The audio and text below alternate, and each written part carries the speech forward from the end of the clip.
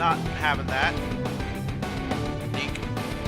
Appreciate you coming by, but don't spam the chat with random things, especially with a name like that.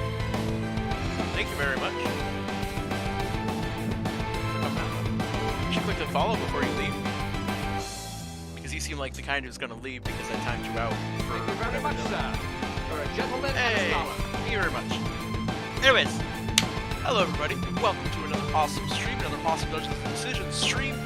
We today have a lot to review, not so much to create for the later half of the stream. We have a user-submitted item this week, because somebody actually submitted something, so that's cool. And we've got a bunch of things that I saw while I was going through that I really want to take a look at.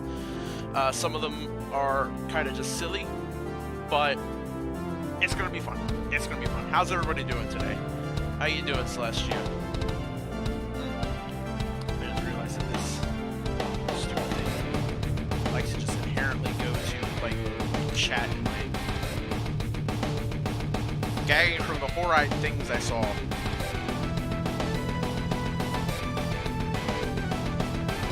Stop looking at horrible things.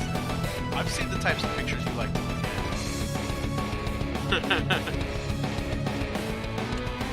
Doesn't... Well, it's supposed to have, like, autocorrect now.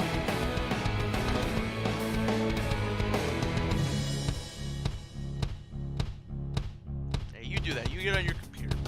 So, as always, we're going to be going through a bunch of stuff. It's top of the week this week on the Unearthed Arcana subreddit for Dungeons & Dragons. This is all 5th edition stuff. Hey, another quick reminder, at the start of every Dungeons & Decisions stream, I'm starting to say this. One, if you like what you see here, click the follow button. Join the Discord down below if you want to submit your own stuff like that.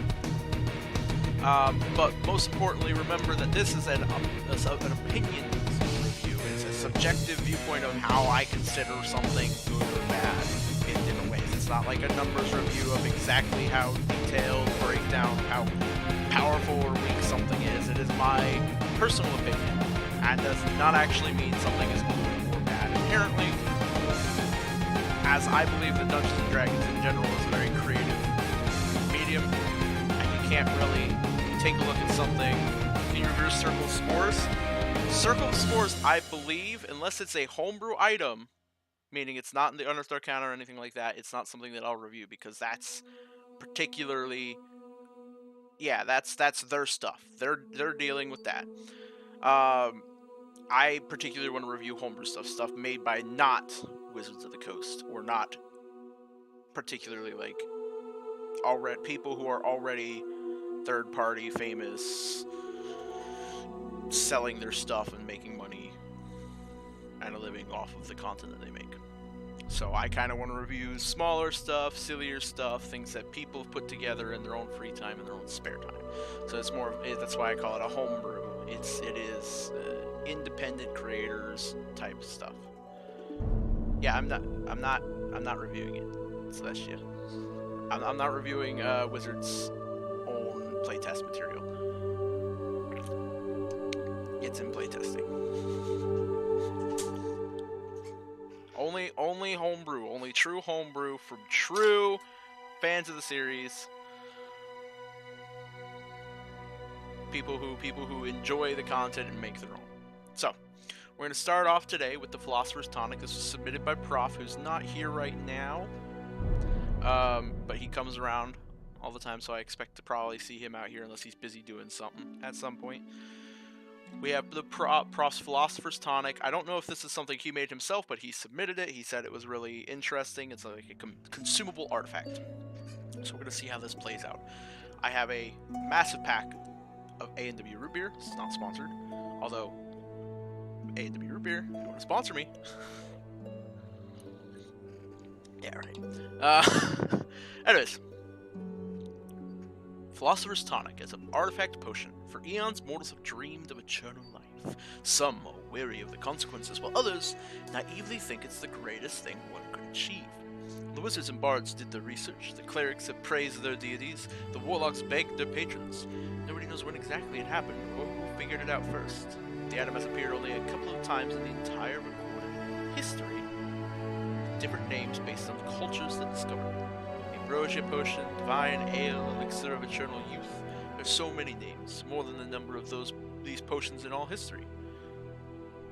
Since it is so rare, not all of its users are known. Some people say the potion makes you strong and swift as the greatest warrior's life. Can you give me the link to where you homebrew?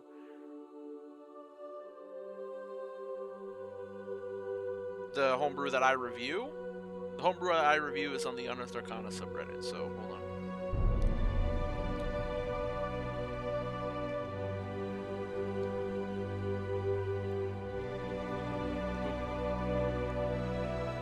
That's the subreddit that I review on.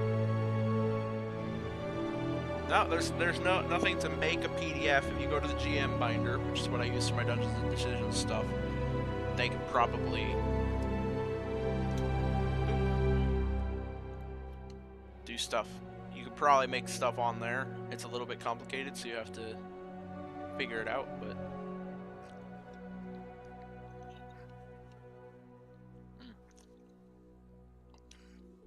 some people say the potion makes you strong and swift as the greatest warriors. Other legends say this elixir will make you the wisest man alive.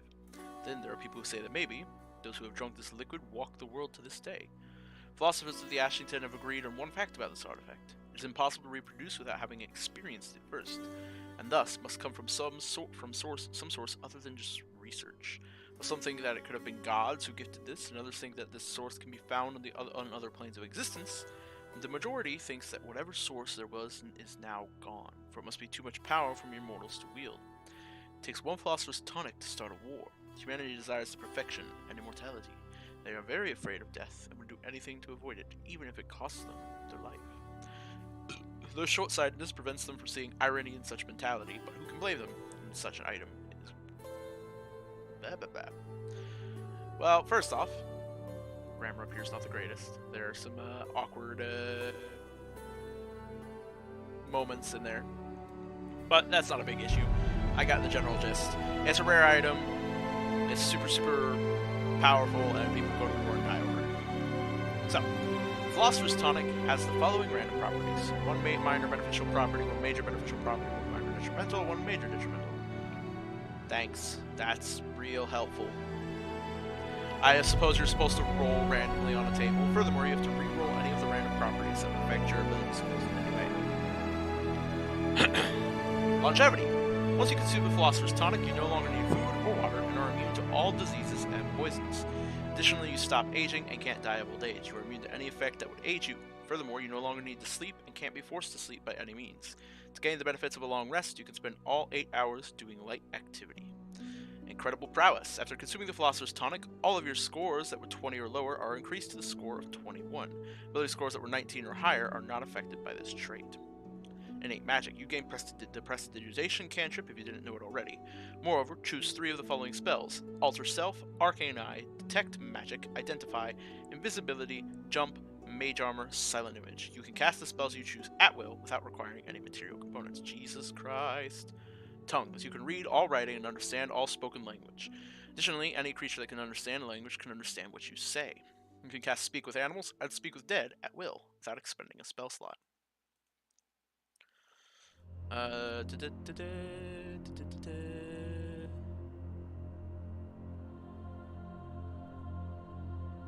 Alright.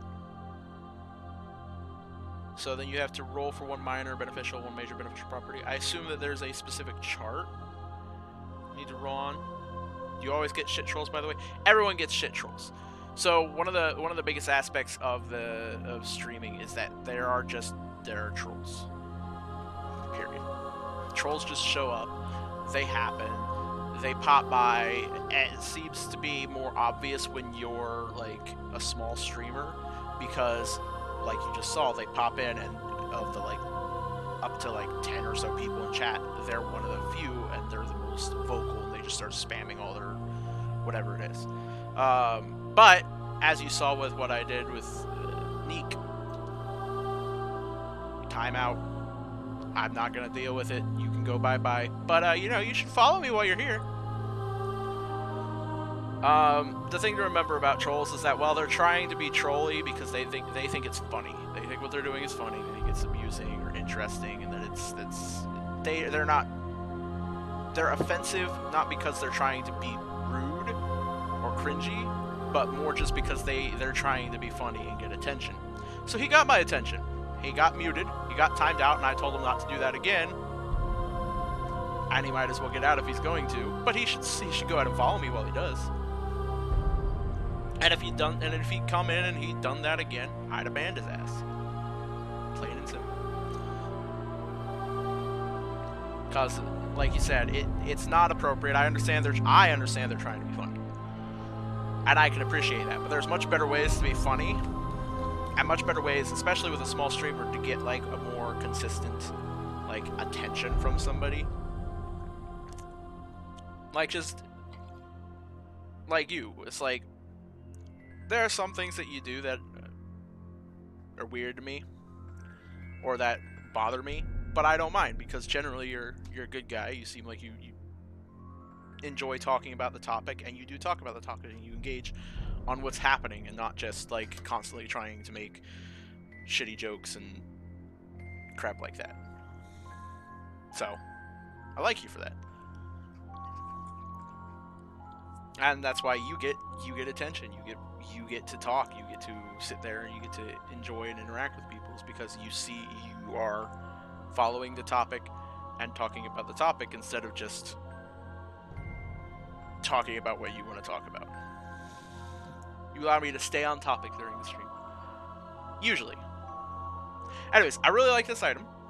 So as far as an item goes, it is this object is obviously very strong, intended for the big bad evil guys instead of player characters. Due to the potential of this artifact making the party feel same if given to everyone, or spotlighting only one character, I suggest reducing the amount of ability scores affected to 3 at most, at your own discretion, and reducing the amount of innate magic spells granted to 1.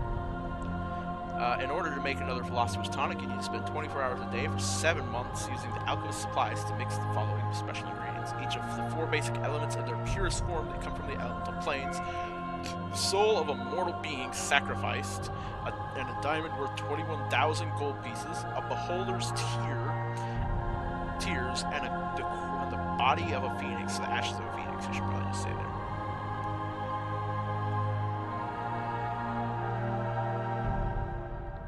Go for it. Make a class as pure poison. It is pure vitriol. It's...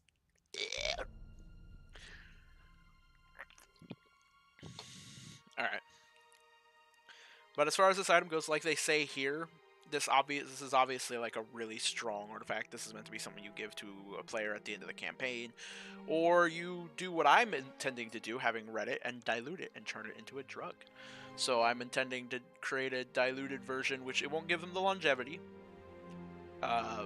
But it will give them, like, they don't need to sleep for 24 hours, and for the next 24 hours, all their ability scores are increased to 20 if they weren't already.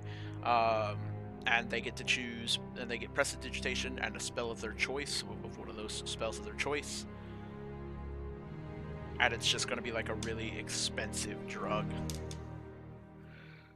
I'll just put it as like a very expensive drug that's being circulated carefully. So.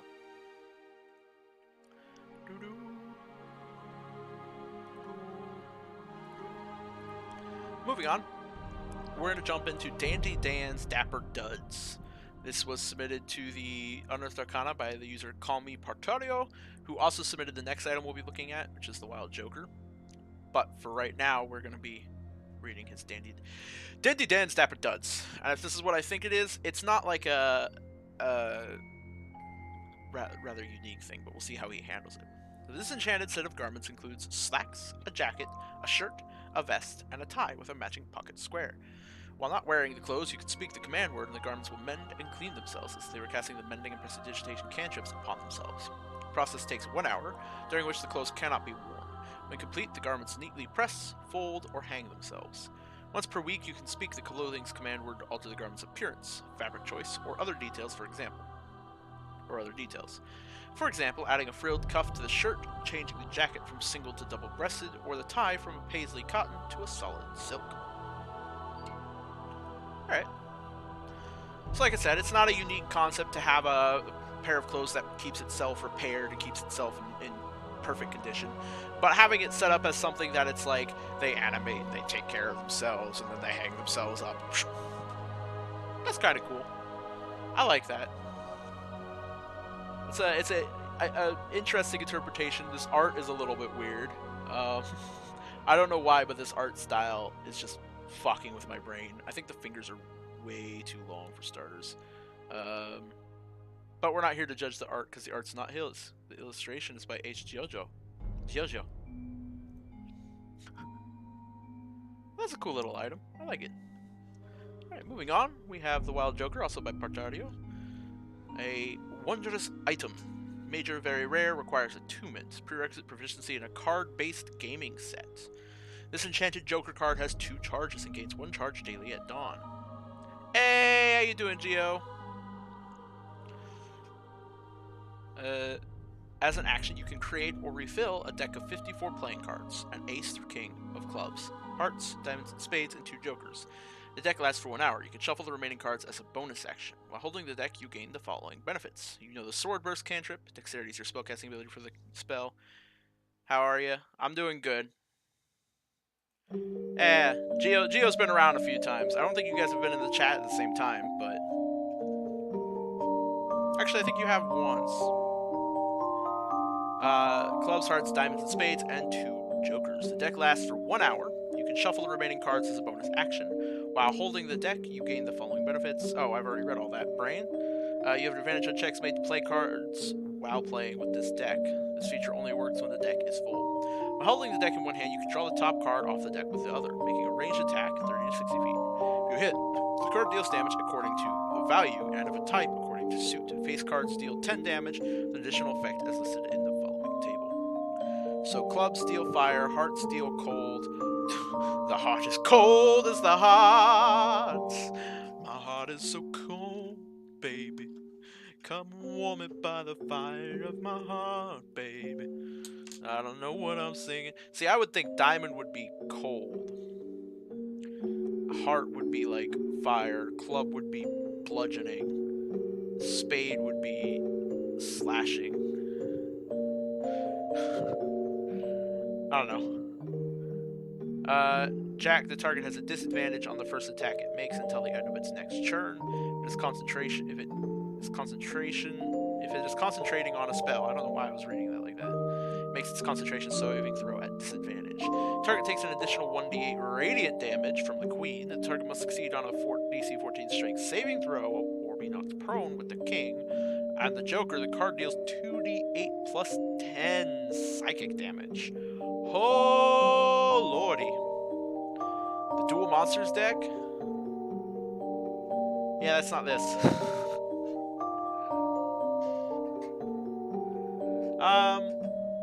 Anyways, I like this item.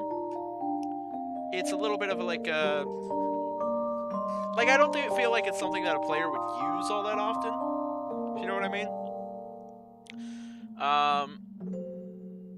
Because its max damage is 10 plus 2d8 plus 10 if you get the Joker. Which is 4.5 times 2 is 9, plus 10 is 19, is 29. 29 damage.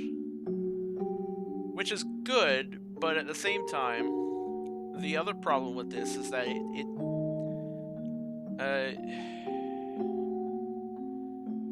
make a ranged attack. If you hit, the card deals damage according to the value and of a type according to the suit. So, I mean, the thing is, you don't roll damage, so you can't crit with this item. Well, I mean, my thing is you can't crit with this item, period, because it deals a set amount of damage, except if you get the Joker or the Queen. Which means that you have to get lucky enough to get Joker or Queen, and you can only get those 4 times per deck, and then you have to get that while you crit, and even then, you still only crit with 1 damage die, if that makes sense. Plus, it's a wondrous item, which means that it's not technically considered light, so no, it wouldn't technically count for sneak attack. Although I would say it would, because you're throwing cards at people, in my head. It's like, whoosh, whoosh, whoosh, whoosh. But at the same time, you could also argue that you're throwing cards. So, you know, cards aren't exactly a very accurate thing. You're just, and the magic is the actual damage, so... Thank you for apologizing, Rainbow. I appreciate it.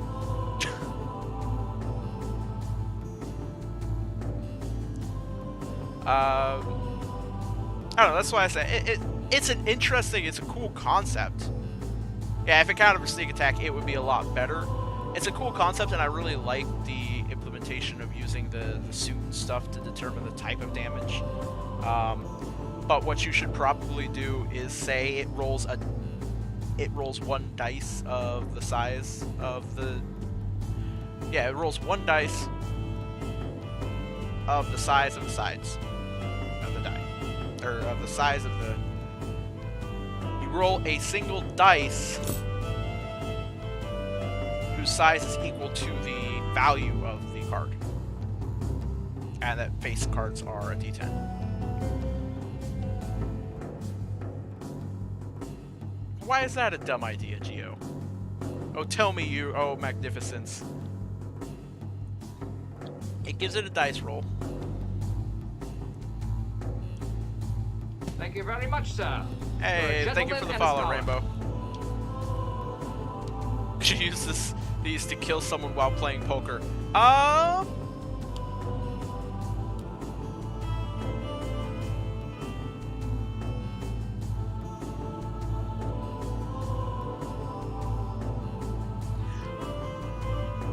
Theoretically, no, because it was okay. Because the idea is that you throw the cards, and that's like part of the trigger, like this. I would imagine part of the somatic trigger to the magic. But I imagine you could create a magical deck along this principle that would allow you to kill people while playing poker. Yes, very much so.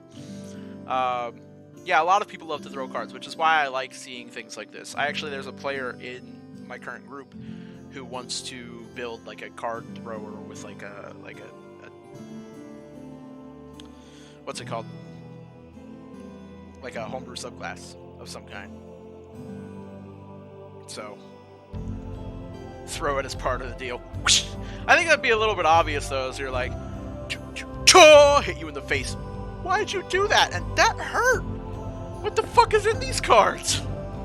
I guess you could kill a commoner if you got a strong enough like card. Yeah, but then I think you technically hit the table because you deal by throwing them in front of somebody, not at somebody. But you could probably work it. I could see somebody coming up with some clever situation that I can't think of off the top of my head.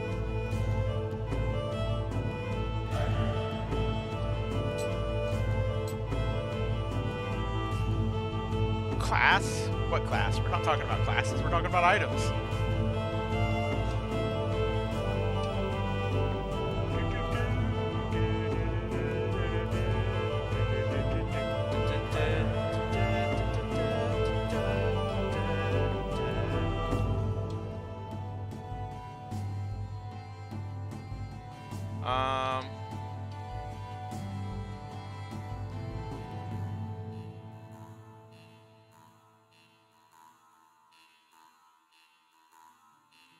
Anyways.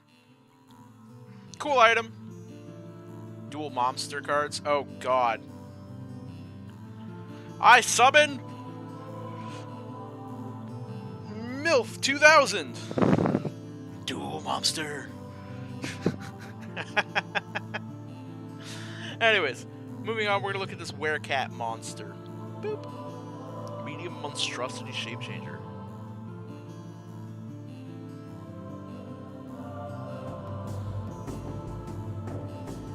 Class based around them, perhaps. I mean, there's classes based around like capture card mechanics, and there's classes based around like cards that use summoning.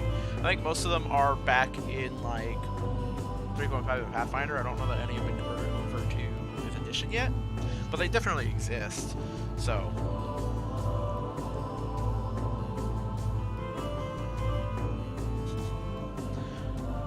Alright, werecats. A werecat is a cunning, deceptive lycanthrope, known for its charming personality tainted with hints of malice. Unique among lycanthropes, a werecat is not a hybrid of a single animal and a single human. A werecat is a hybrid of a humanoid and a swarm of cats that think with one conscience. Okay. As humanoids, these creatures are lithe yet powerfully built, with groomed hair and piercing eyes. Though they are, I only just noticed that, like, literally the arm is made of different cat faces. That's horrifying. Though they are often short in stature. In their hybrid form, they still remain mostly humanoid, though fur grows over much of their body. Cat heads sprout from their arms, retractable claws appear on their fingers, and their eyes and ears become cat-like. As a swarm, they take the form of a swarm of cats, all of the same breed. Werecats' hideouts are often found in suburban areas where these creatures blend into society and live alongside normal humanoids. With the power of their gaze, werecats can tamper with the mind of humans, using cats to lead them places or otherwise distract them. These powers allow them to scroll down so they can't continue to read because my mouse is busted. These powers allow a werecats that embraces its curse to become a skilled infiltrator and assassin of evil, as their magical abilities allow them to scout and addictive. Why is that giving you a dwarf vibe? It's supposed to be like a fucking... what's it called from Skyrim? Cat shit? Kaji? Like a Kaji. Werecats, a medium monstrosity, shape-changer, counter neutral, AC 15 in humanoid form, humanoid in swarm form, 17 in hybrid form. Hit points of 117, speed 35 feet, climb 25 feet. Acrobatics plus 8, plus 7, blah blah blah. Damage immunities, bludgeoning, piercing, and slashing damage from non-magical weapons that aren't silver. Alright. Has dark vision of under 20 feet, passive perception of 15. Common, and it can't speak when in swarm form. The werecats have advantage on wisdom perception checks that rely on smell. Werecats can use their action to polymorph into a cat humanoid hybrid or into a swarm of cats, or back into its true form, which is humanoid. Its statistics, other than its AC, are the same in its hybrid form and true form. In its swarm form, it is a large swarm of tiny cats, has resistance to bludgeoning, piercing, and slashing damage, and has the following condition immunities: charmed, frightened, paralyzed, petrified, prone, restrained, and stunned.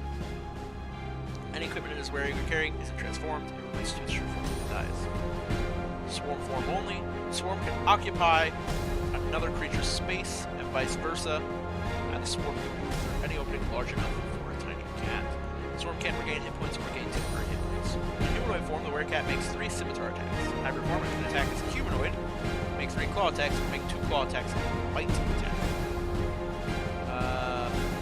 Bite, either, let's say, 2 hit, reach, 5, 8, 10 average damage. Can be cursed with the werecat's lycanthropy. They fail a constitution saving throw.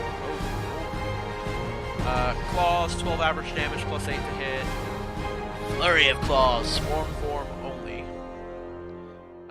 21 average damage, or 10 average damage if the swarm is half its hit points or lower. Scimitar in human form, 8 average damage. Enchanted Gaze, hybrid or swarm form only. Werecat targets 1 humanoid and can see within 30 feet of it. The target can see the werecats will succeed on a wisdom saving throw or become engrossed by cats. The engrossed creature is charmed by any cats or cat-like creatures that it can see, including the werecats in its swarm or hybrid form. When an engrossed creature is charmed by at least 1 cat, it must use its movement to attempt to reach a point within 5 feet of the nearest cat, using the dash action of its normal movement is enough. Once it reaches the cat, it must use its action to pet the cat.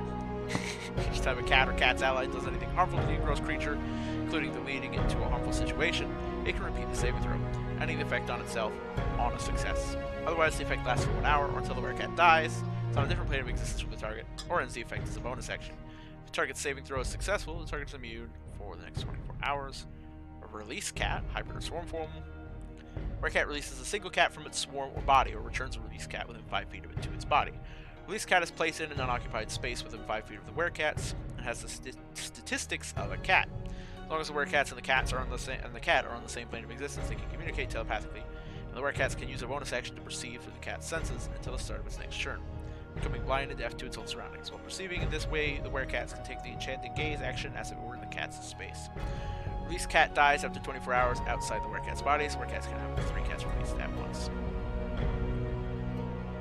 Probably. Yeah, it's Rule 34 in it.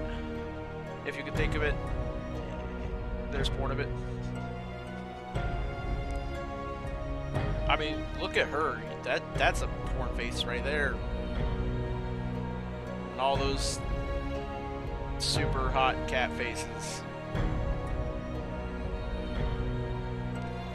Not my cup of tea. I'm good.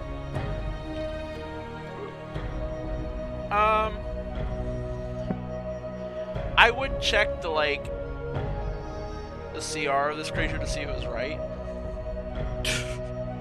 I would check the CR of this creature to see if it was right, but I honestly don't care. Because it seems like it was more intended to try and be creative. And it succeeds in that. I like the idea of a thing that just lets cats force you to pet them. It explains why everybody is obsessed with petting cats, or most everybody. This is the kind of creature I would love to see used in like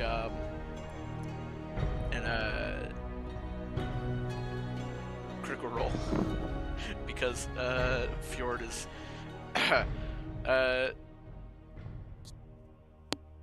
what's it called? Allergic to cats.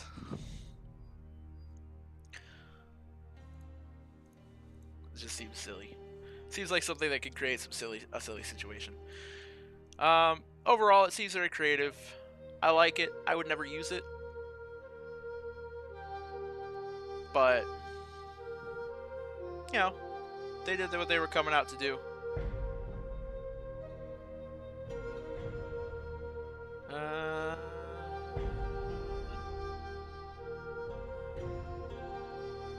Alright, so moving on, we're going to move to the Sticky Skin cantrip. This is just supposed to be a little silly cantrip. So, I came up with a spell with the intention of explaining why all the sorcerers I make with robes that look like they'll fall off if they lift their arms too high can still fight without wardrobe malfunctions, and end up having some fun other uses like an anti-pickpocketing measure. Are there any broken uses for this I haven't thought of? Well, let's see, guys. Sticky Skin, transmutation cantrip, casting time 1 minute, range self. Components of herbal somatic material, a paintbrush made of horsehair, duration 24 hours. You create a magical adhesive that binds one object of your choice to your skin.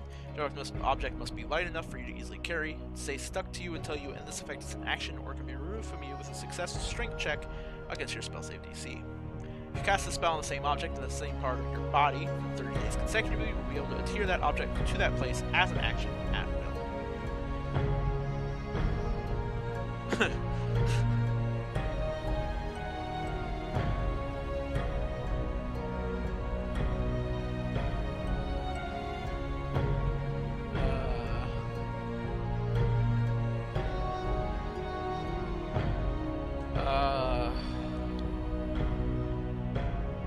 I'm just imagining all the weird applications for this. I know at least one druid in the past who would take this just so that he can like roll around in the pile of leaves and cover himself in dirt and leaves. It's like, no, why are you? No. Bad druid. But yes, it is a silly little spell. Broken uses for this? Binds one object of your choice to your skin. The object must be light enough for you to easily carry.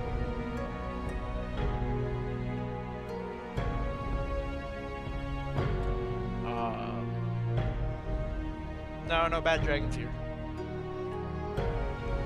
Cast a spell on the same object on the same perimeter. I'm trying to think.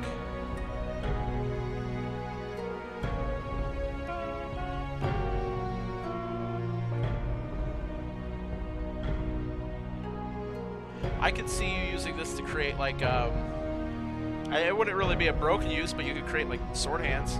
Shink, shink, shink, shink, shink. I stick my sword to my hand across the top. Now I've got a short sword coming off my hand and I can fight like this. Shing, shing. Stick him up. Giant fucking sword coming off the top of your hand. But I can't really think of a way to break the spell off the top of my head.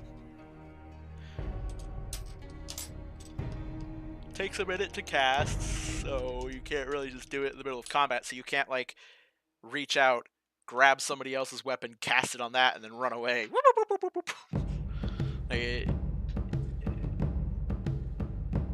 And since you have to like cast it, since you cast it on an object of your choice to your skin. An energy sword from Dragon Ball Super? I don't think you can do that. You need the actual sword. Alright, moving on. silly little cantrip here. But moving on, we're going to go to the Galatians Circle of Australia. I'm hoping this is a little bit nerdy. Apparently he's renamed it Circle of the Outback. I'm going to keep calling it the Circle of Australia because that makes me laugh. But this is a full-on subclass.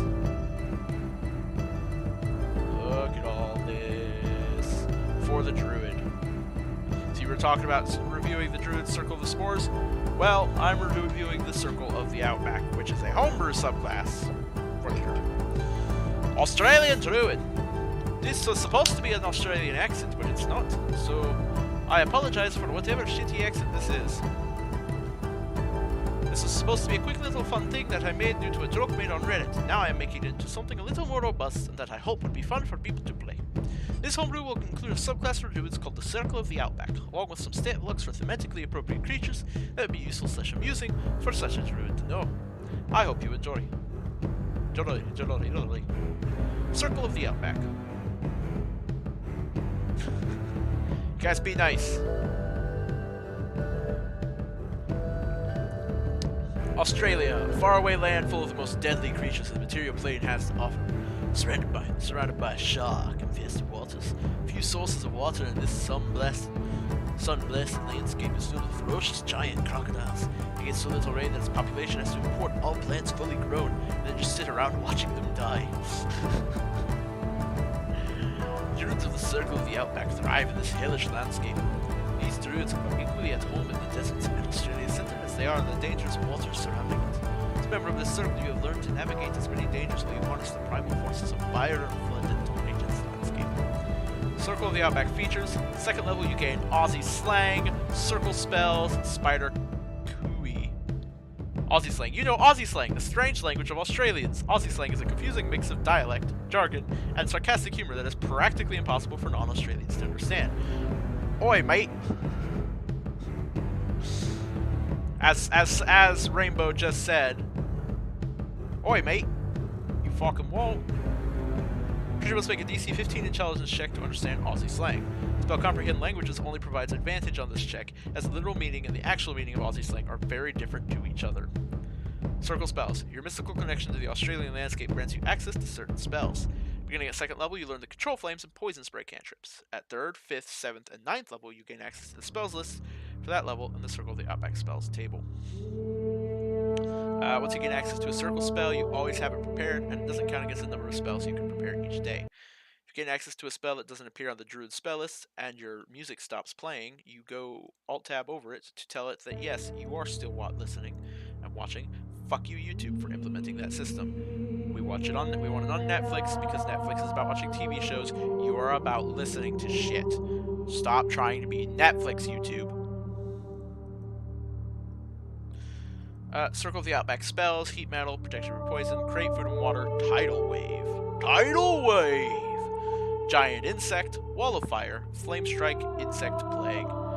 Starting at 2nd level, you gain the ability to call upon the aid of some of the various types spider cooey, types of deadly spiders that inhabit the wastelands of Australia. When you use your wild shape feature, you can summon swarms of those spiders rather than transforming. Oh god. Your druid level determines the kinds of spiders that you can summon as shown in the spiders table. In combat, their turn is immediately after yours. They obey any verbal commands that you issue to them, no action required by you.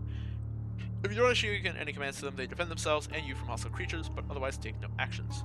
Spiders remain with you for 1 hour or until you use your wild shape again. Once you reach 15th level in this class, whenever you use your wild shape feature to summon a swarm of spiders, you can summon 2 swarms instead of just 1. Druid level. 2nd level, you swarm a swarm of huntsman spiders. 6th level, you summon a swarm of Australian tarantulas. 9th level, you summon a swarm of redback spiders. Which we'll see the stats for these in a second. Fearless Wanderer. By 6th level, your walkabouts around Australia have led you to become naturally adapted to hot climates. As described in Chapter 5 of the Dungeon Master's Guide, thus granting you a swim speed equal to your movement speed. In addition, you have advantage on saving throws against poison, and you can't be frightened while you are conscious. Yeah! Fuck you, mate!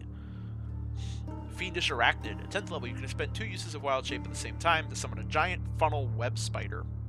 Its turn is immediately after yours and it obeys any verbal commands that you issue to it, no action required by you.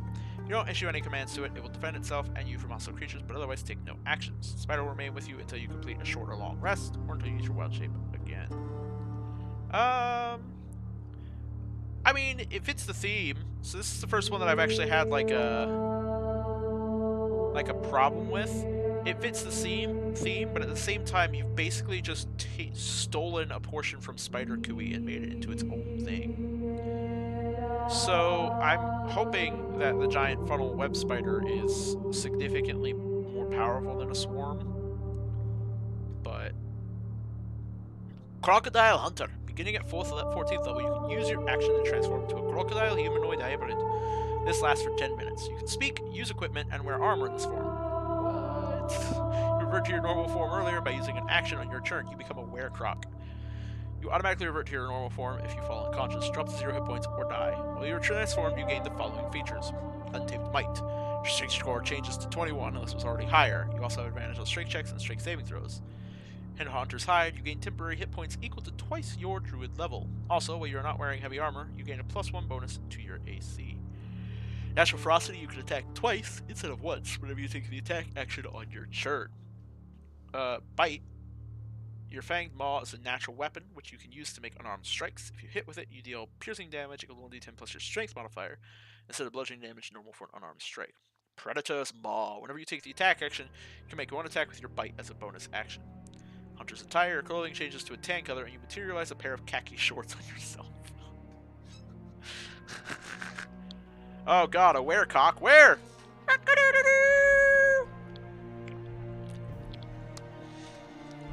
The Rainbow Baller says gay. Yeah, that's ironic. You're literally a rainbow ball! You are the epitome of gay incarnate. Summon spiders. The game statistics of the various kinds of spiders and circle out back here we can summon. So we have our swarm of huntsman spiders.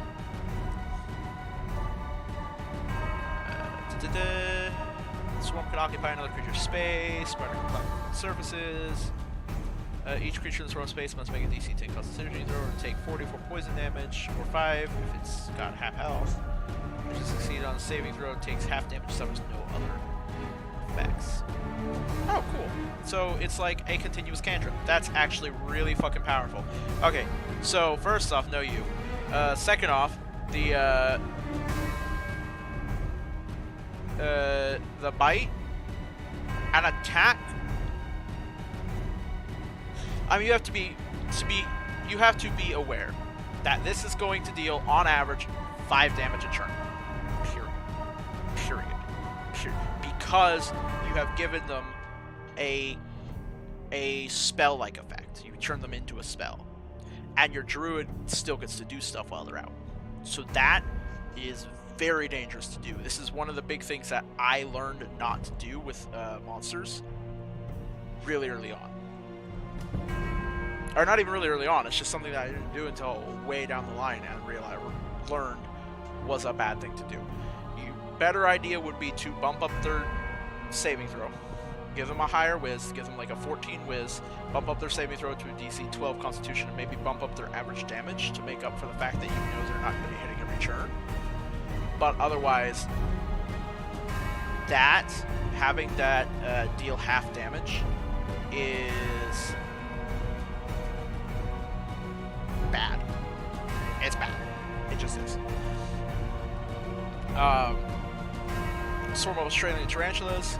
Let me guess, this is a creature that sees on saving throw takes half damage. Yes, so these are all the same. At least they follow the theme. But you should not have your damage be like that. Giant frontal web spider. So let's see how this is compared to the other ones. Bite. Creature hit, piercing damage, and the target must make a DC 15 Constitution saving throw. Again, this is better because you actually have to hit with the attack before they can make the saving throw. Still strong, but it's not as problematic because the actual attack itself is where the variance comes in. Acid web, range weapon attack, +6 to hit. One creature hit target is restrained by webbing. It takes 11 acid damage to the end of each of its turns. Trained target make a DC 15 strength check for its one success. Alright.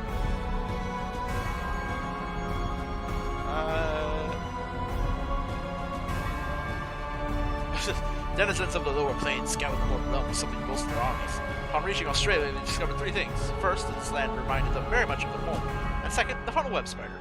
The Nephides used their foul magics to increase its already formidable size and ferocity. That was when they discovered the third thing, that they had perhaps bitten off more than they could chew.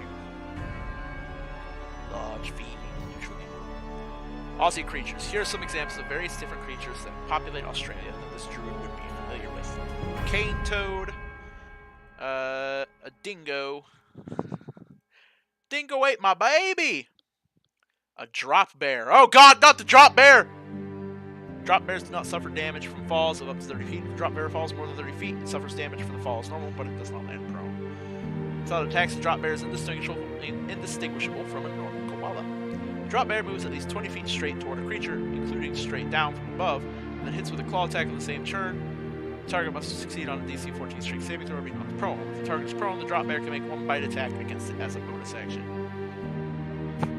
Oh lord, drop bears. If there's an Australia in the DM's world, you don't even need an Australia. You just need a blasted landscape, or not even a blasted landscape. You could pop the drop bears in like a jungle somewhere, or like on the edge of a jungle. You could pop the spiders into literally any underground terrain. I mean, it's so easy to apply some of this stuff into your world without having to like have Australia. It's a drop bear, eh?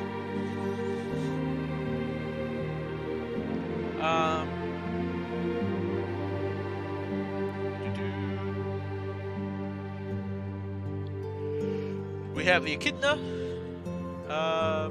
Echidna, I'm pretty sure it's echidna. Frilled neck lizard. A giant cane toad. Oh, lordy lordy. Toxic skin, bite, melee weapon attack. And a swallow attack. Oh god, no. I do not approve of this kind of content. No swallowing people whole. This is not my kink. I do not approve. I do not consent. Giant frilled neck lizard. Large beast unaligned. No, this is not my kink. I do not consent. There will be no vor in my two-legged dash. Lizard takes the dash action as a bonus action on its turn. Giant thorny devil. Lizard camouflage. Creature that grapples the thorny devil or hits it with a melee attack while within 5 feet of it takes 1d6 piercing damage. A kangaroo, mate! Kangaroo's long jump is up to 20 feet, and its high jump is up to 10 feet, with or without a running start. The kangaroo hits a creature with 2 slam attacks on the same turn. The target is grappled by the kangaroo. If the target is grappled, the kangaroo can make 1 kick attack against it. It's a bonus action, and the kangaroo cannot use its slam attack on another target. Is it a hippie? A hippie to the hip hip hop, the non-stop rock into the bang bang. Drop the building. I can't remember this song at all. I am Jackie Legs, I like to say. Hello. Kangaroo Big Red. I guess, is this just a stronger kangaroo? Yeah, it literally just does slightly more damage. A fanged kangaroo? What? There's one saving grace about the kangaroo, is that they are vegetarians. They will only fuck you up if you do something to piss them off, right? Enter the fanged kangaroo, the meat-eating ancient cousins to the big red. Twice as tall and a heck of a lot meaner, this animal thinks you look a lot like a lunch. Remember, you don't have to be faster than the thing chasing you, only have to be faster than the slowest member of your party. Where's the fanged kangaroo? Is it next? Is that the next bit? Ah, yeah, here it is. The fanged kangaroo has a bite attack, as well as a slam and a kick. Then we have koalas, kookaburra. Kookaburra sits in the old gum tree. Live, kookaburra, live, kookaburra. How gay your life must be.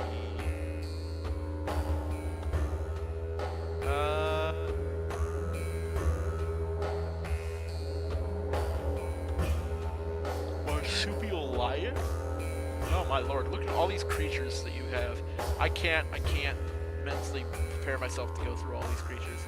Magpie, platypus, marsupial lion. Lion hits a creature with 2 claw attacks, it grapples them. Things really like to grapple in this environment. Thorny devil, the wallaby, mate. Mini kangaroos, don't get one for your kid as a Christmas present unless of course you want to find your kid unconscious in the backyard. In that case, go for it. Wallaby.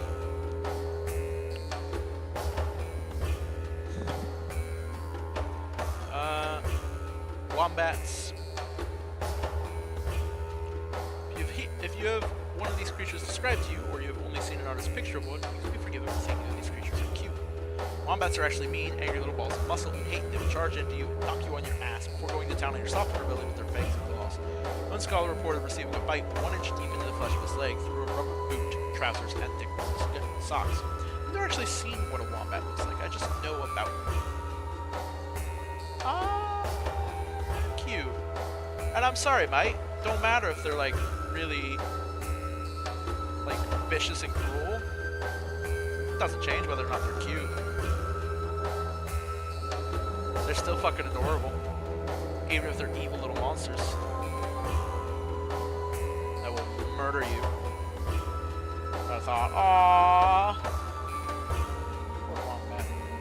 Just did. Look at these wombats. They're adorable. Let's get off this before I start going into just randomly searching up creatures. Alright, Circle of Australia. What do I think? Let's go back to this so I can go over this properly. So, again, I've said how I feel about this fiendish arachnid thing. Aussie slang, it's funny. You get a language that literally does nothing except allow you to confuse the fuck out of people. And I want to give this to, like, just an Australian player.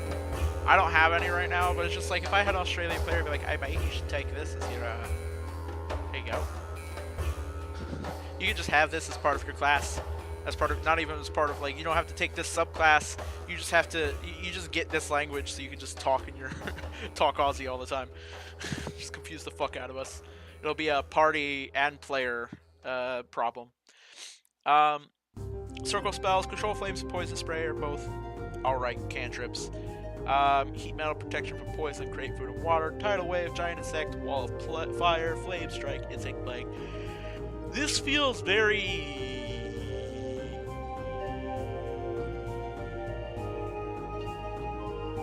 weird. Like, the idea it mentions being a having the powers of tidal, or like, where is it? Harnessing the forces of fire and blood that dominate its landscape. Whereas protection from poison and create food and water both seem like they were added in here. These are the two that weird me. They were added in there as like survivalist things, right? Like, these are spells you've learned to survive the harsh climate, because you need food. And you need water, and you need to be able to resist poison because there's fuck tons of poisonous things out there. And I guess they fit the theme of like Australia and the outback, but like the premise that was applied here, harnessing the primal forces of fire and flood to dominate its landscape. And then on top of that, you have insect plague and giant insect, which are just hilarious, especially with the spider cooey. But not necessarily, again, following that basic theme and premise that was put out.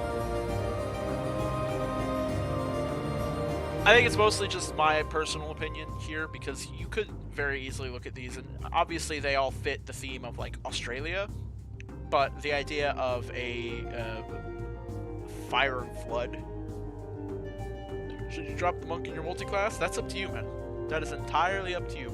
How you build your character is up to you. Do you enjoy the things that it gives you? Do you want the things that it gives you? Do you want... Why would you drop it? And just in general, like, don't take the...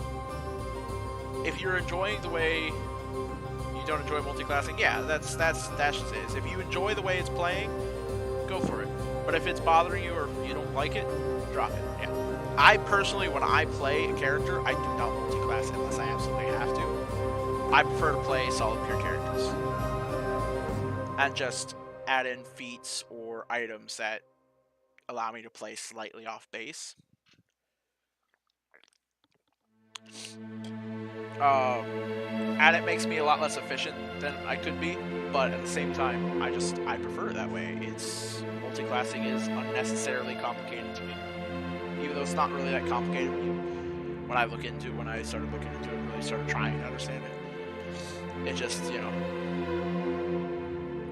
it seems silly to me the way it's handled. Personally, I don't know. I don't like the class system in general, though. So, I don't like class systems. I believe that you should... I mean, there's no reason why you would have to learn all the other things in Rogue before Reliable Talent just to be able to get Reliable Talent, just because it's part of the class. Like, Reliable Talent is a feature given to you at a specific level for your Rogue to keep you on par with everyone else. But... you know, you don't have to have any of the stuff before it. Like, all the stuff before it, all the other class features before it aren't prerequisites for it, except that because of the way classes are set up, you have to progress through everything else to get to Reliable Talent, if that makes sense. So I'd prefer, like, honestly, I would prefer to see something like a character level, where you have a character level and you can spend... basically, your level as a character affects what feats you can take from what classes. You know what I mean? So there are certain things in classes that would require certain things in the backwards for prerequisites. Like, you couldn't go into spellcasting and say, like, you couldn't be a warrior, like a 10th level warrior, and get your 11th level and say, I'm going to spend my 11th level for the 11th level wizard feature to be able to cast 4th level spells. Or 5th level spells. Yeah. Whatever it is. You would still have to get the spellcasting feature, and you have to keep applying points into it. So...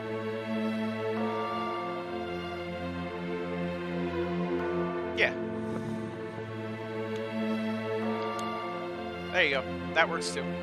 But yeah, personally, I would like to see the class system work as like a point value system. So I would like to see class features that are divided into different classes, and then each have point values and require previous class prerequisites. If that makes sense. So like spellcasting would require 1 point, and then every time you put a point into spellcasting, you get new additional abilities from that. So like once you've got 5 points, and you can never have more points in a feature than you have class levels total or character levels total. So you can't have like put all of your points into spellcasting because, you know, and then just have your subclasses, your prestige stuff be like, again, separate things. It's like these are amplifier or specialty feats, specialization feats. So you get a specialization feat that allows you to put 2 additional points into spellcasting above your character level total. That's something I've been thinking about a very little bit, is because I hate the class system as it stands, because I don't see why a 11th level character couldn't pick up reliable talent just because they haven't been a rogue before.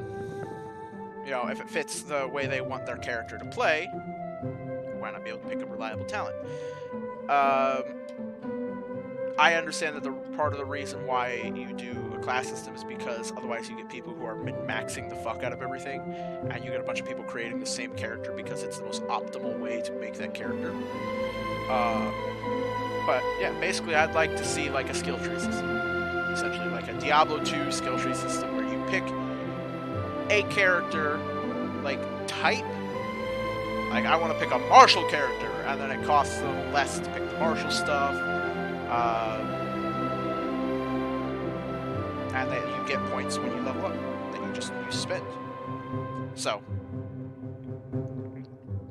in fact, I might work on that someday.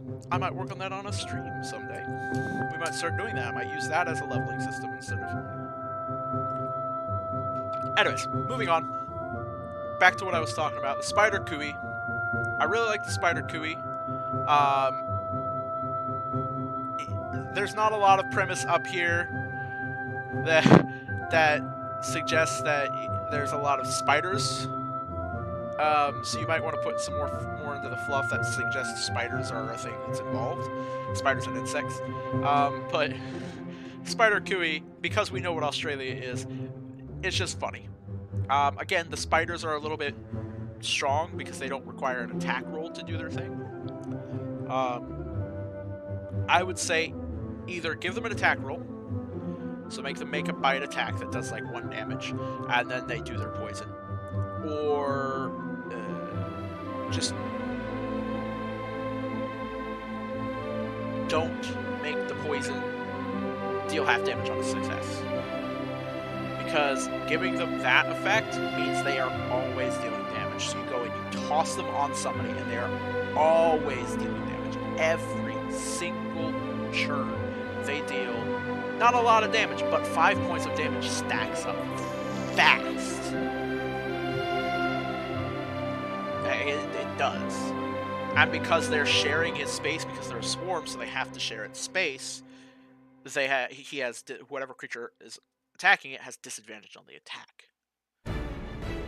So you end up putting essentially what is a minor tank on top of somebody. I mean, 29 hit points might not seem like a lot, especially with an AC 12, but I mean, that is you're giving them the ability to create a CR1 creature that does damage every turn at 2nd level. Which, at that point, is equivalent to half of their total power. Like, half of the party's power. When you think about it. Like, 2 CR1 creatures, so 2 of those swarms of spiders should be able to kill your party. Or should be able to give your party trouble. Unless your party is very, like, specifically talented at killing swarms.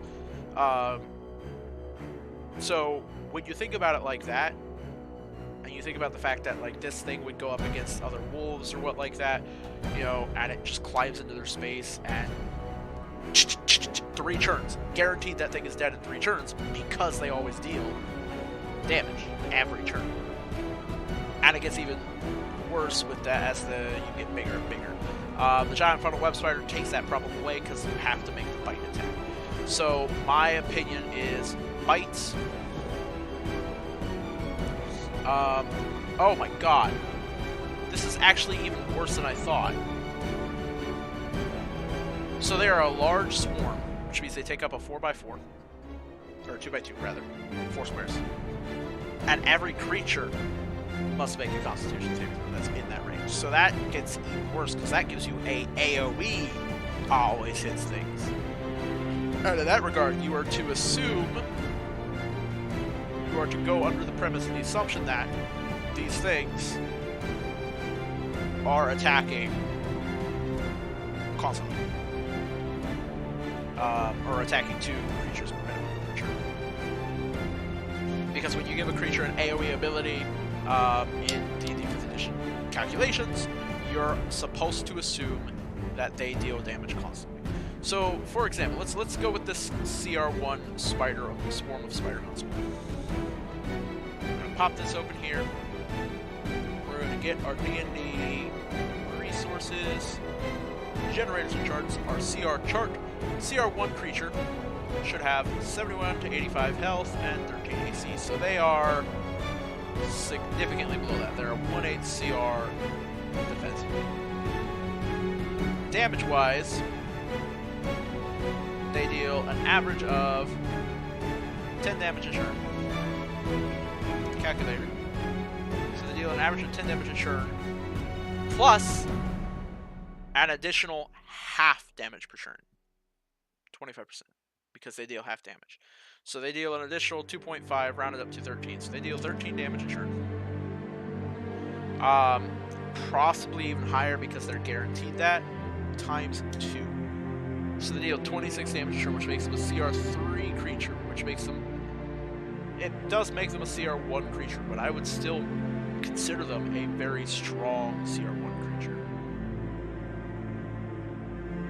And as these get higher and higher, I mean, you're giving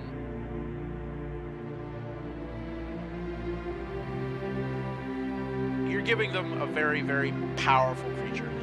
And this giant funnel web spider is technically not as powerful, purely because it has to make its attack first. If what I'm saying makes sense. Like, these are done alright, and I might be overreacting because of my bad history with the idea of creature always dealing damage every turn, but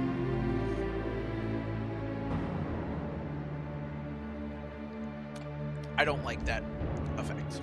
I believe that you should always have the variability. It shouldn't be something where this becomes the epitomic use, the best use of their shape change.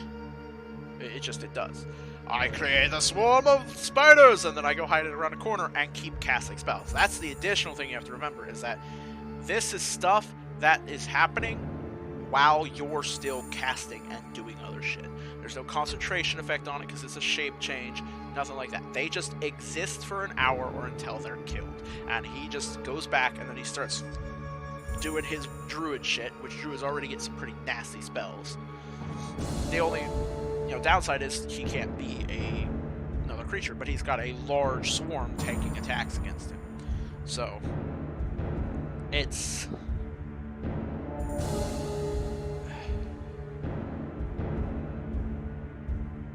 it's a risky biscuit. It's a risky stat block to give a DM, let alone to give players. Is my opinion on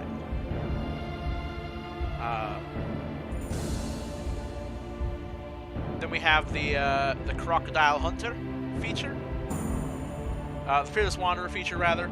I like that it gives you a swim speed, and you're naturally adapted to hot climates. Becoming just permanently immune to fright, the fright condition while conscious, is strong, but I wouldn't say it's too strong, especially not for a 6th level feature. So I really like this, especially since it fits that Australian aspect of, "Oi! Come on, mate! Fuck you want it? Come on. Come over here. That's right, you won't. Fuck off, mate." That's Australian. Don't worry about it. That is entirely Aussie slang. That is my Aussie slang. That's how good I am at that. I'm a talented voice actor. Fiendish Arachnid.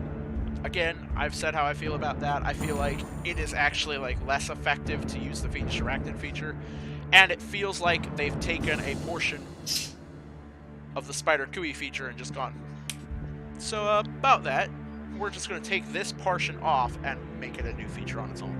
I feel like you should move the Fiendish Arachnid down and just say, hey, at 12th level, you get this Fiendish Arachnid, and then create a different 10th level feature. That's my opinion on it. The creatures, there are a lot of them. I'm not going to go into them too much. Aussie creatures, cane toe, dango, drop bear. I like that a lot of these, some of these are just straight up creatures in Australia. Some of them, like the drop bear, the fanged kangaroo, are like a marsupial lion, which might actually be a thing. I might be wrong there, but I like that some of these are like actual creatures, and some of them are just like meme creatures that are thrown in there so that you can have some fun, and they can be fun and funny and interesting. And I like that.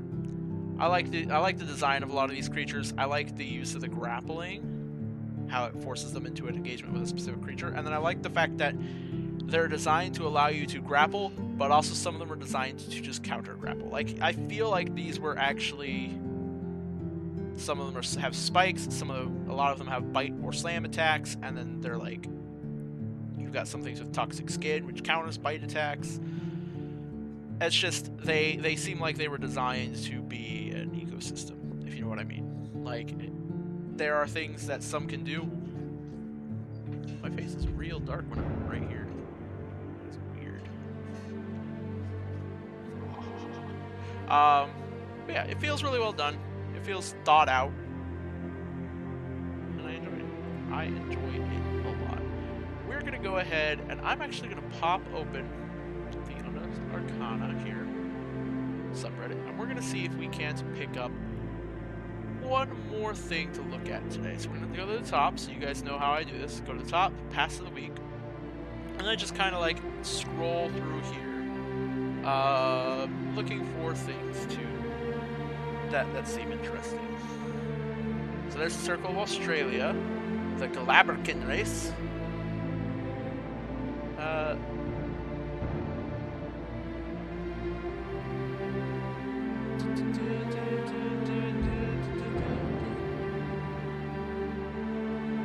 Cleric domain, humorism, a domain for aspiring plague doctors. A bard cantrip to be feared, the disciplinary shoe. Grimlore's Grimoire, 5e supplement containing 191 new spells. Hey! Kratos, Leviathan, Blades of Chaos, and some Valkyrie. Rise Artifact, the Predator. Otherworldly Patron, the Shade Sovereign. 3 pages of various gambling rules. Screaming Longbow. Witchy Words, a curse cantrip. Silver Age subclass. Luckbender. Sorcerer's Origin / Wild Magic variant. The Doom Slayer, Black Razor Replacement, Silence Breaker, Flute of the Mind Flayers, Week 83 to Tentacle Monsters. We're not going to go through UD 1d6 Adventures monsters this week. Yeah, so we'll take a look at these two real quick. The Galaberkin race, the Disciplinary Shoe. So we'll start with the Disciplinary Shoe. The level, it's a cantrip spell. Oh lord. Verbal Somatic Material. Hold on. Ow! Ow!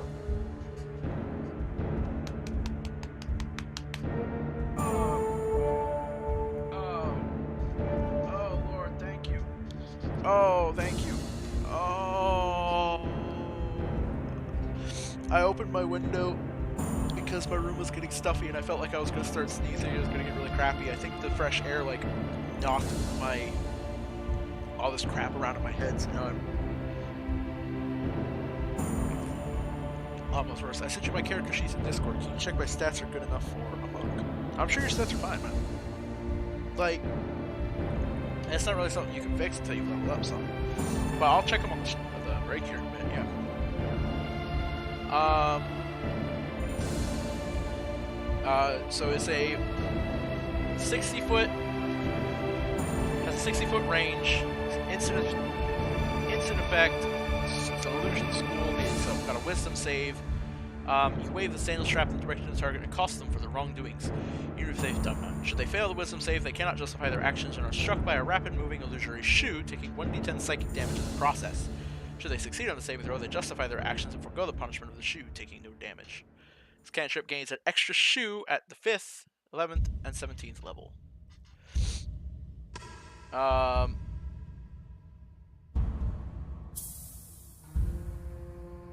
General rule of thumb I saw is that cantrips do 1d10 damage, but reduce damage by a die size for every rider effect. E.g. Shocking Grasp has 2 riders, no reactions, and advantage against metal-wearing targets, so it loses 2 die sizes, but then gains 1 back for being a melee spell. Sacred Frame loses a die for ignoring cover.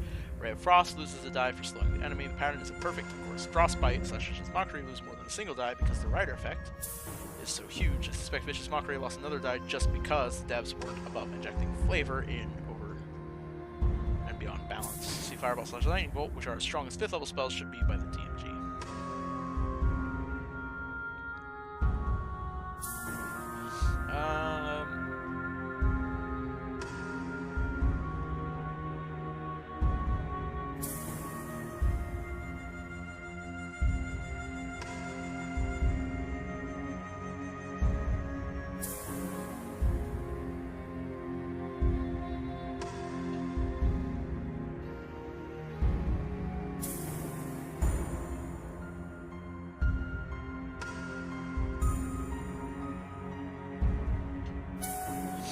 Anyways, this is silly. This is fun. I like it. I like the spell as it is. I would honestly say you could make this be something that does the damage, but also allows you to knock somebody like 5 feet. So they move, they shift 5 feet. Ah! As they get like kicked in the ass and like booted over. Just that imagery of being like kicked up by a shoe and moving. Thump up.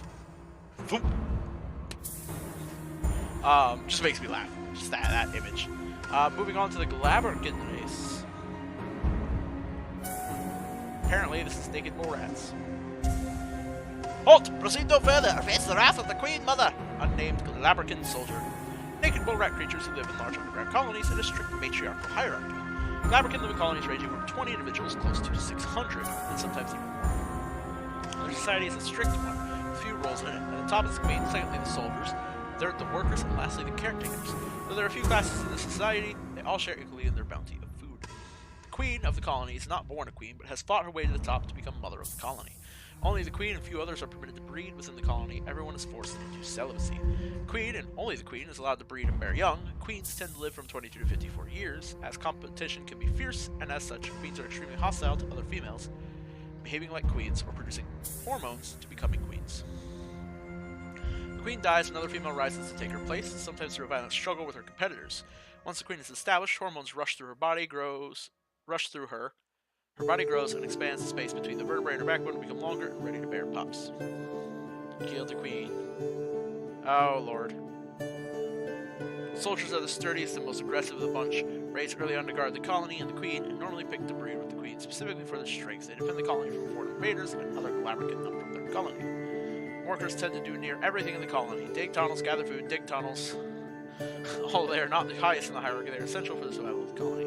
Essential part of the colony, caretakers are responsible for rearing the young until they are mature enough to become soldiers or workers, or occasionally another caretaker.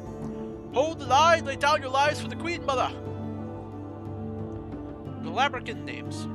Labrakan names are normally spoken in their racial language as a mix of squeaks and clicks, though when closer to other species, namely humans, they give themselves names resembling theirs. Aged Labrakan have the longest lifespan of nearly all rodent-like races. The lifespanning is up to 150 years. Oh, Lord! They are longer lived than humans, and they're naked mole rat people. That's terrifying. They're like elven mole rats. Or like dwarven mole rats. Oh, excuse me. Your base walking speed is 25 feet. You and others of your race are expert diggers. You gain a burrowing speed of 30 feet. Your race spends near all their time in darkness, granting you dark vision out to 120 feet. You can see a dim light within 120 feet as if of you as if it were bright light, and in darkness as if it were dim light. You can't discern color in darkness from the shades of gray. While in sunlight, you have disadvantage on attack rolls. Living deep beneath the earth has accustomed you to low oxygen environments, so hold your breath for 15 minutes. Your kind are resistant to acid damage, have advantage on saves to resist disease, have advantage on perception checks, and rely on smell.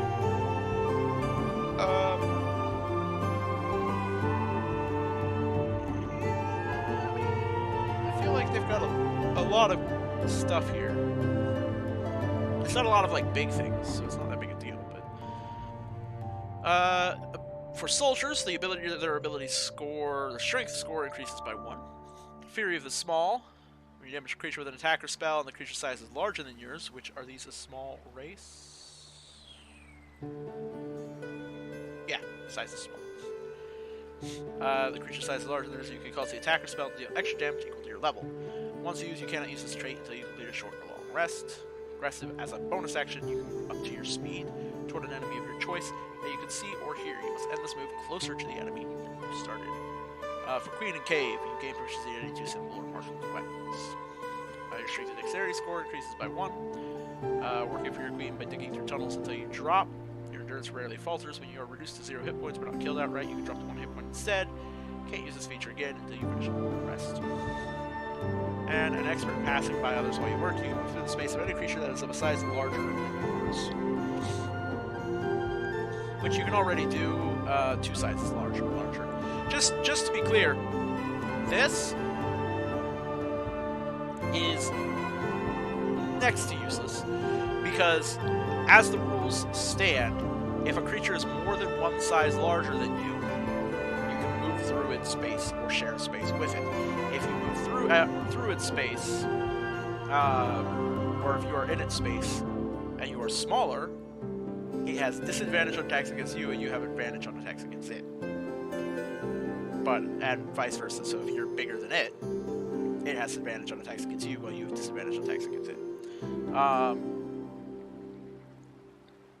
But yeah, this is unnecessary because all it does is means that you can move through the space of medium-sized creatures, which does nothing. Because unless you're like in a 5-foot wide corridor, you can step around the creature diagonally, and it takes the same amount of movement to get to the other side. Alright, so 5 foot into the creature's space. So, like...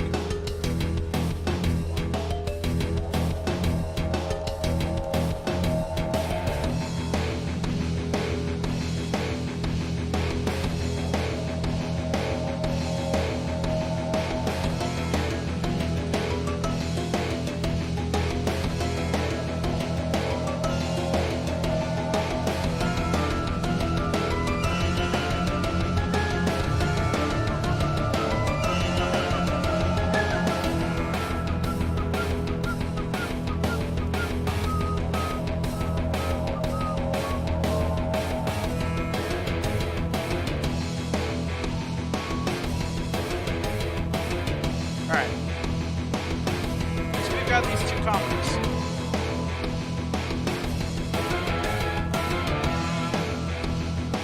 Boop.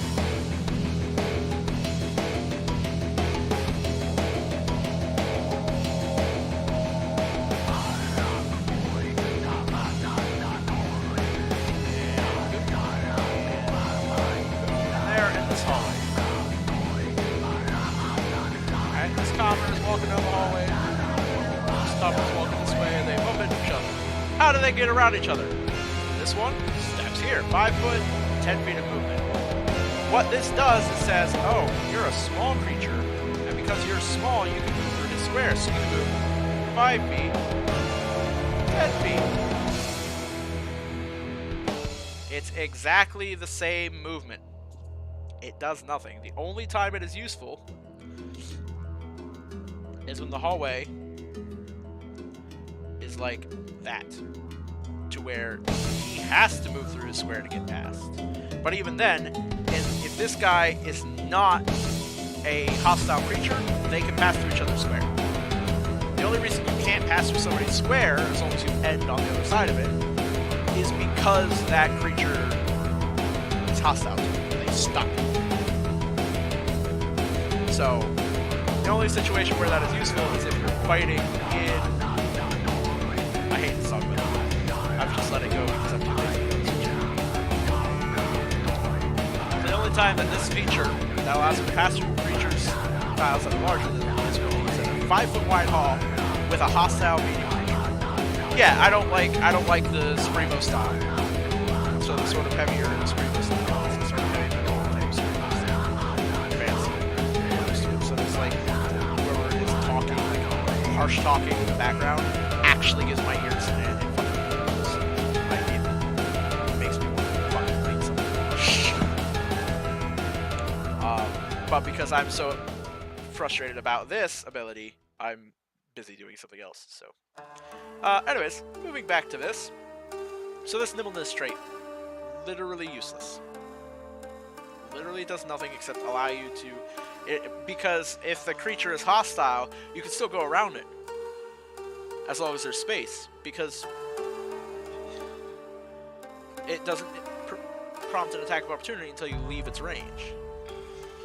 It's just, this is a dumb feature. It's your small creature.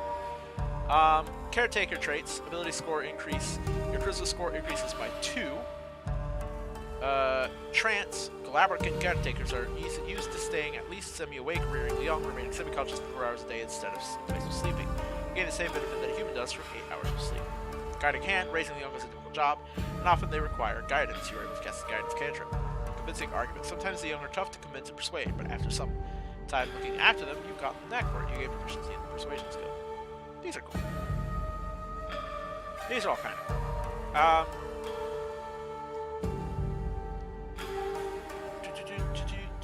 I would probably... Yeah. Yeah. That's good. I might make this give you proficiency in the persuasion and deception skills. The Japanese vibe is bringing out my weeb. My weeb is always out, just waving around in the wind. Like a fucking giant weeb would. That big belly weeb. Dude. But know, I like this race. I feel like it's got a lot of stuff. I need to look at the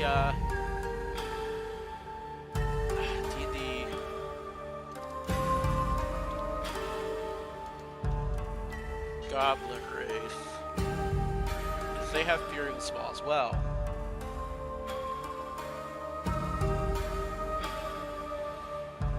Okay. Because I feel like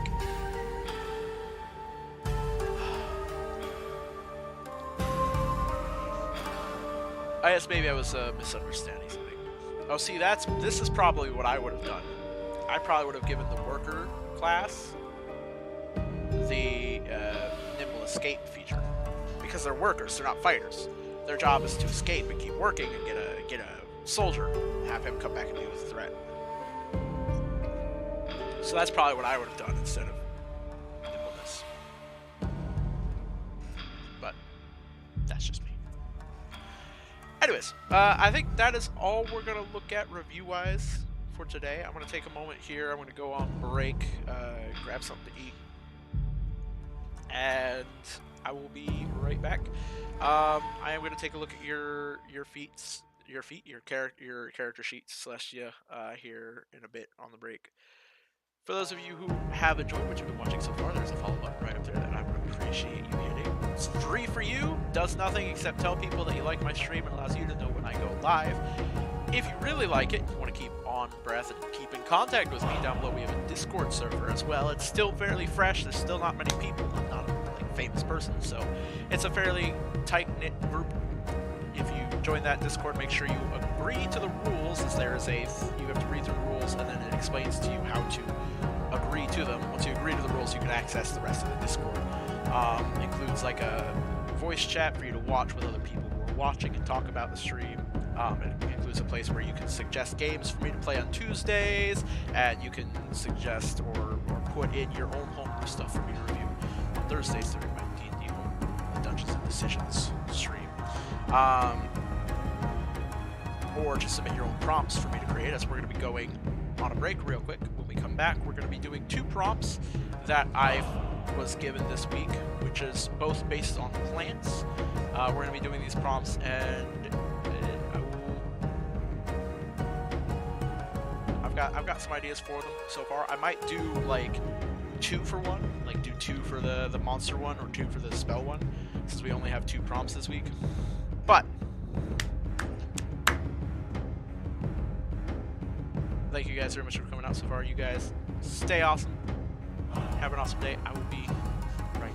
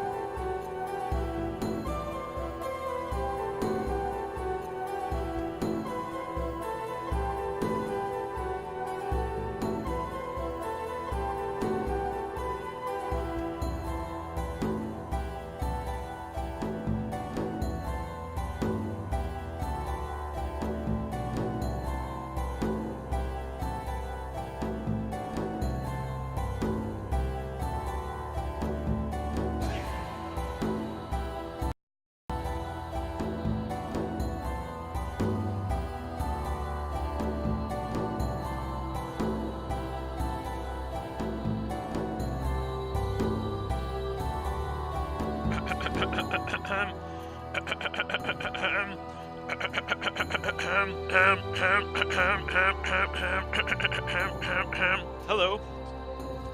Welcome back. I apologize.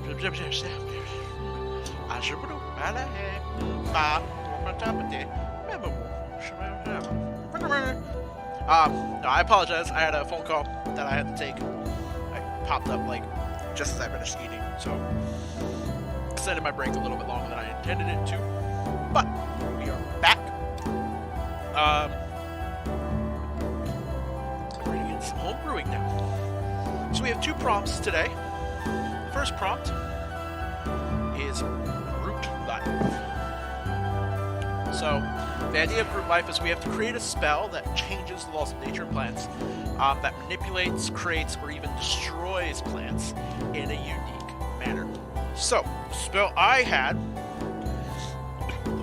thought of, which I really like the idea of, and if you guys have any ideas for other spells or spell effects that might be added, we're going to go ahead and put spell block. And we're going to call this March of the Pumpkin. Let's scroll down so that you guys can actually see this. Even though you can't really read it all that well, I'm aware. I've forgotten to zoom in again. There we go. March of the Pumpkin.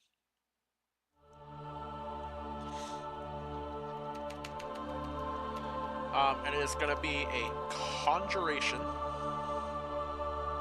It's going to be a... Hold on, we're going to look at a... I want to make this a really strong spell. So the idea is going to be, we're going to skip over that. We're going to pull up D&D resources grimoire. We're going to pull up, look at some 5th level spells. What kind of spell am I looking at? Cloud Kill, Cone of Gold, Conjure Volley, Destruction Wave. These are probably some good ones to look at. So, a 20-foot radius sphere takes 5d8 poison damage on a failed save. Moves 10 feet away from you, rolling along the surface of the ground. Vapors, being heavier than air, sink to the lowest level of the land, even pouring down openings.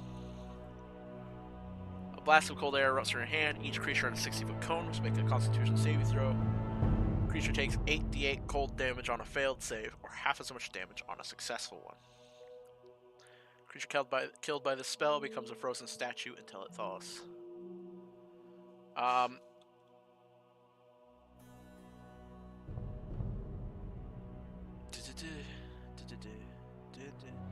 Fire a piece of non-magical ammunition from a ranged weapon. Throw a non-magical weapon into the air and choose a point within range.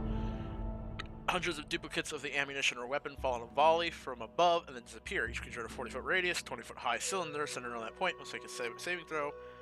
Take 8d8. So we're looking at...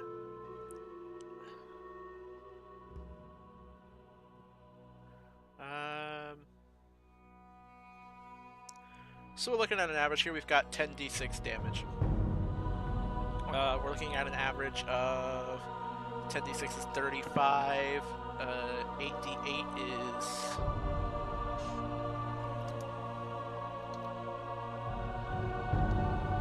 $36. So we're looking at about 36 damage.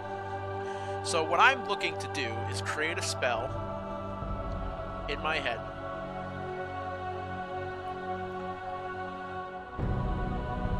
Alright. The spell that I am thinking of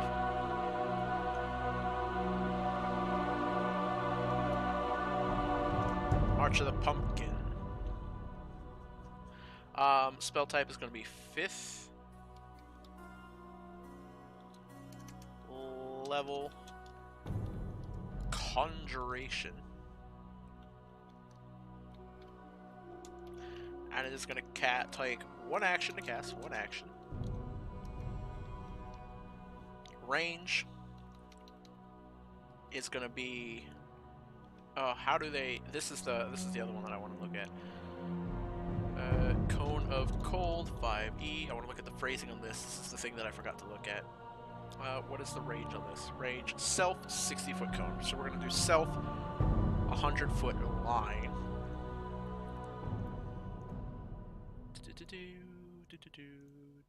Where is my GM binder brain? Self 120 foot long. No, we'll go 60 by 30.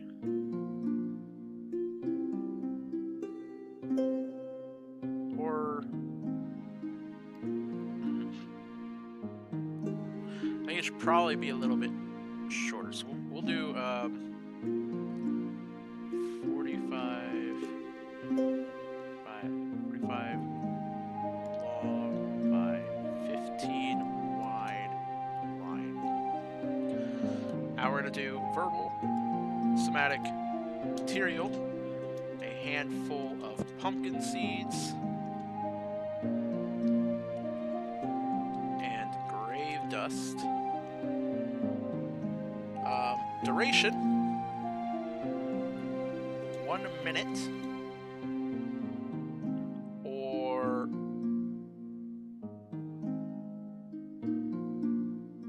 actually we're not going to do this, we're going to do 30 feet. 1 minute. Concentration. The caster holds up a handful of pumpkin seeds.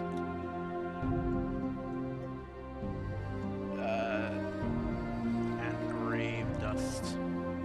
Muttering low guttural incantations. Guttural.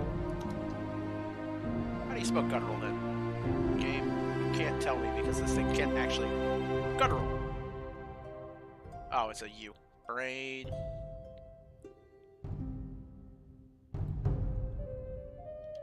Boop boop. Guttural.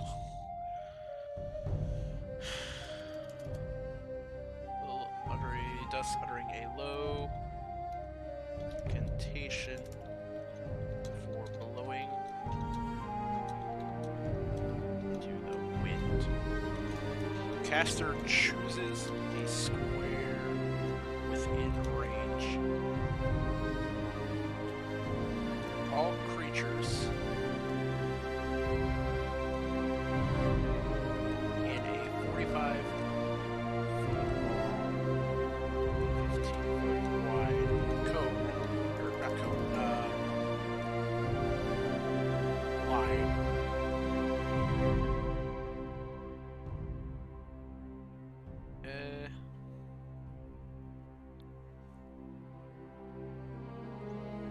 square within range. Direction. Square. All creatures with a 45 foot long, 15 foot wide line. Centered on the target square. Or starting from the target square, going in the direction the caster chooses, must make a DC. Must make a dexterity saving throw. If they fail, they take. What we're gonna do is I'm gonna calc this out. So 36 divided by 3, 12 damage. And then 2.12 divided by 2.5 is 4.8. So we're gonna do 5d4. We're gonna do 5d4. If they fail, they take 12 5d4 force damage. And fall prone.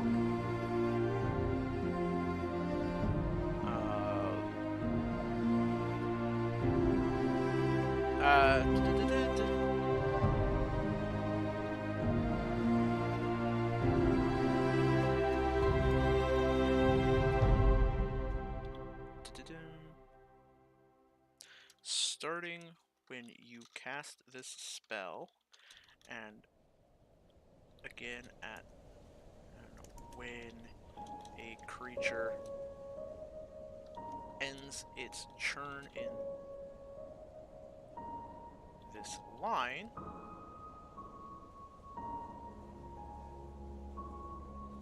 this is a square within range and a direction from that square. A line of a march of spectral pumpkin.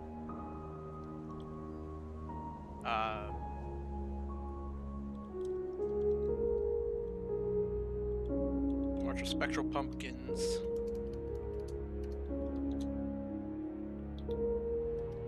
appear and parade in a 40-foot, 5-foot, 15-foot long line using that square as their starting point.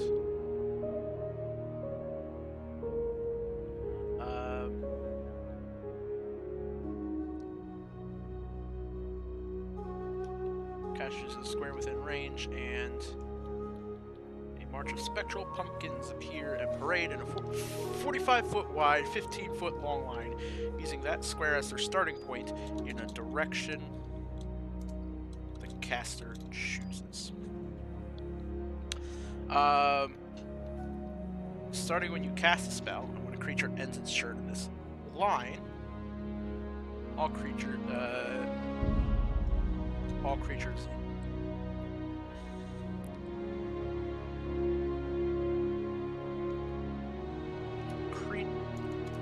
all creatures in this line, when you cast a spell, and when a creature ends its turn in this line, must make a dexterity saving throw. If they fail, they take 12, 5d4 force damage, fall prone, thrashing, march, as the marching pumpkins strike them to the ground. If a creature is already prone, they are dragged 10 feet.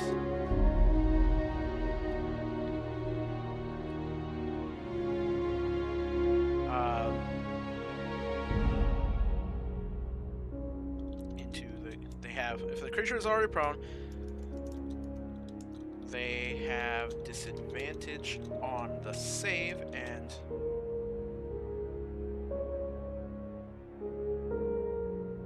if they fail, they are dragged down into the ground, also becoming restrained. In order to break this restraint, creature must use its action on its turn to make a strength save against your spell save DC.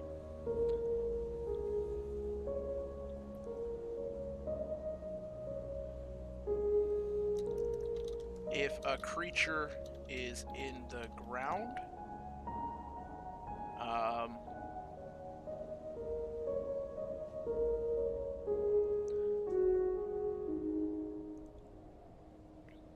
ground from this spell, they are dragged down further 5 feet and begin suffocating.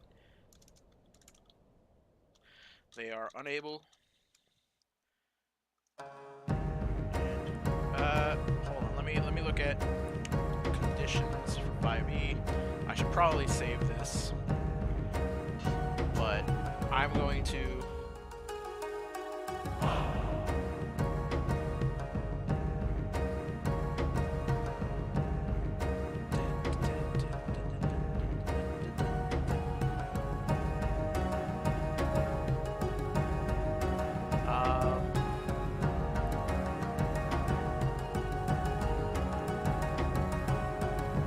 So what I'm thinking is not paralyzed. They are restrained.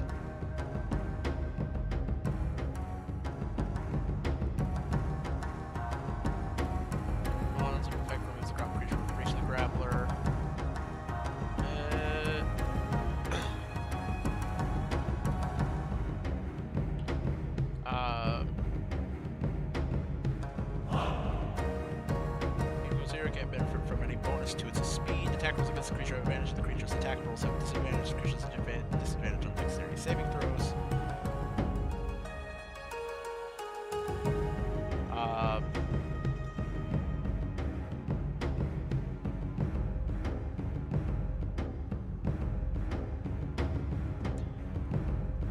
Incapacitated, can't take actions and reactions.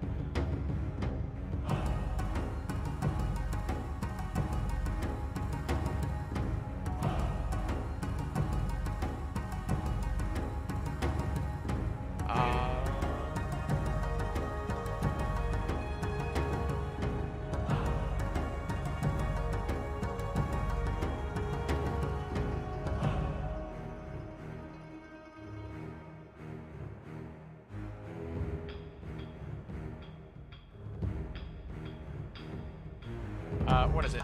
Flesh to stone? Flesh to stone pipe. What level is this spell?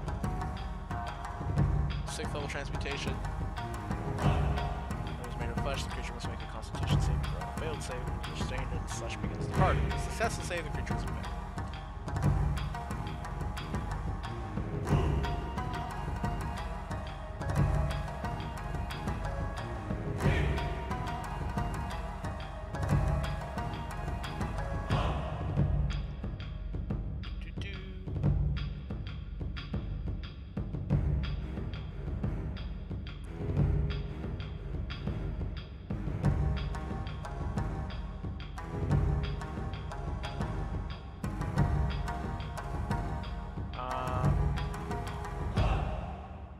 Yeah, what I think I'm going to do is I'm going to say further 5 feet. So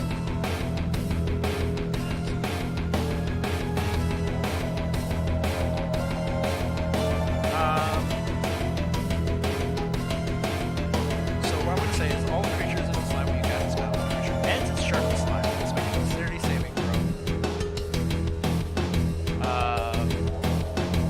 Let's make a dexterity saving throw. If they fail, they take 12 force damage and they fall prone as the marching pumpkin straight to the ground. The creature's already prone. They must make strength.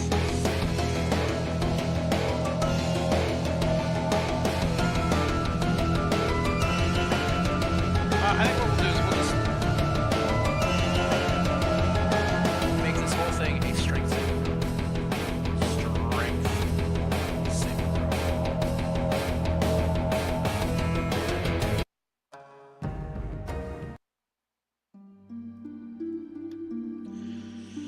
If they fail, they take 12 5d4 damage and fall prone as the marching pumpkins strike them to the ground. If a creature is already prone, they have disadvantage on the save. And if they fail, they are dragged down into the ground, also becoming restrained.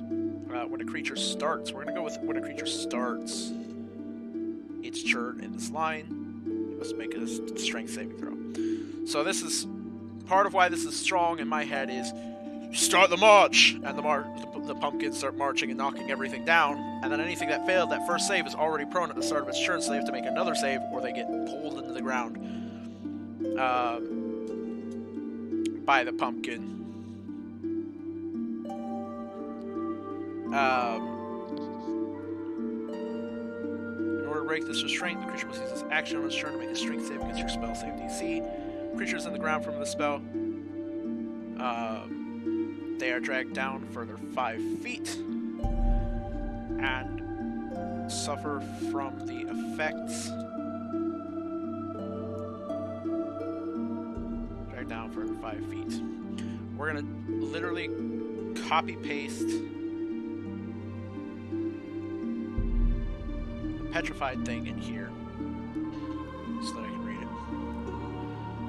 The creature is incapacitated, can't move or speak, and is unaware of its surroundings unless it has true sense.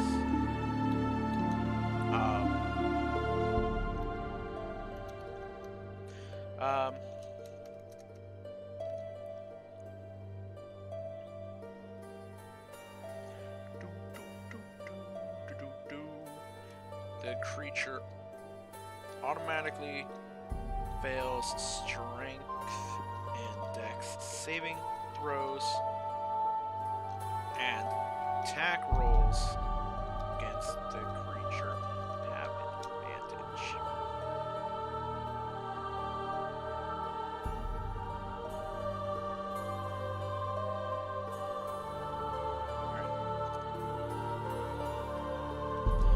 Additionally, creature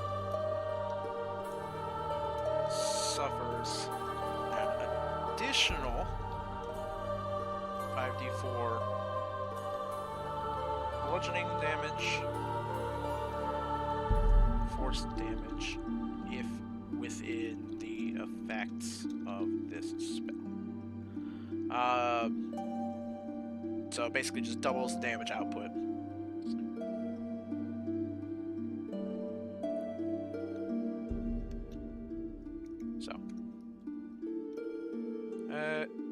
Creatures dragged underground. All creatures in this line when you cast a spell.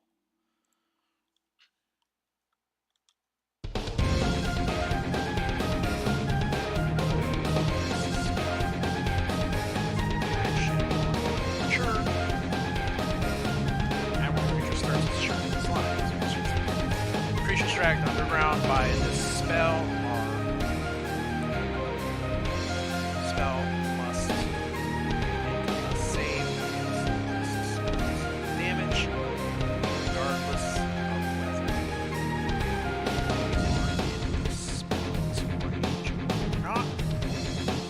Spell's area of effect.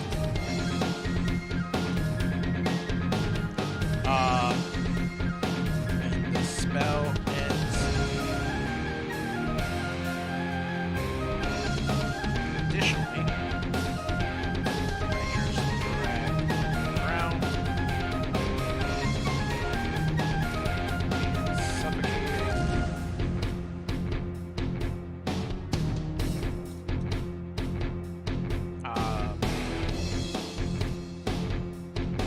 Trying to think.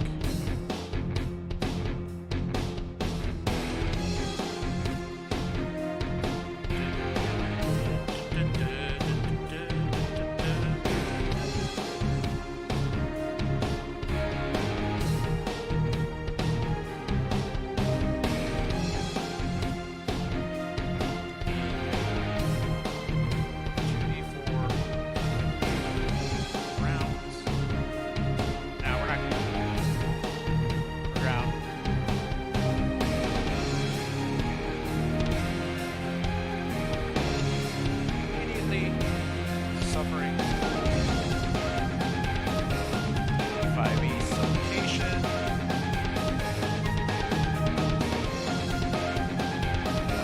Creature holds breath for a number of minutes. 1 plus its constitution modifier per minute. Comes out of breath is choking. Survive for a number of rounds equal to its constitution modifier. Round. Start with its turn, drops its hit points and it's dying and can't regain hit points. Stabilize until it's free. For example, a creature with a constitution of 14 holds breath for 3 minutes. Starts suffocating its 2 rounds to reach air before it drops its hit.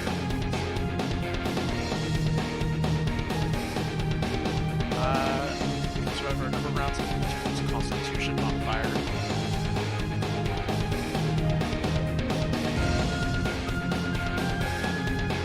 So we will say we'll just say immediately it gets suffocating.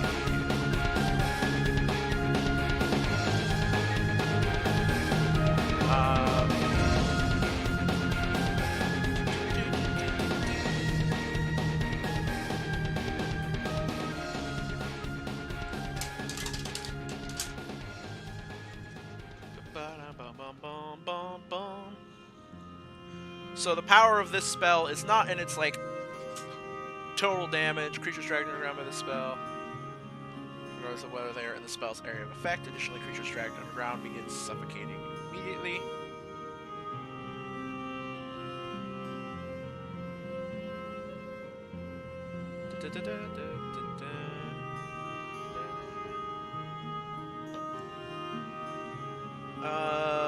Creature automatically fails strength and dex saving throws and attack rolls against the creature have advantage. if you can make an attack against the creature. You can't really make an attack against the creature, but in case somebody figures out a way to, or you get like a burrowing creature that can burrow in and attack them from underground. 50-foot long line using that square as their starting point in the direction the caster chooses. This might not be a 5th level spell. This might be stronger. As an action on the cast on their turn, the caster may move this line to 15 feet. Move this line's starting point to 15 feet. Or turn this line. Or change the direction of the line.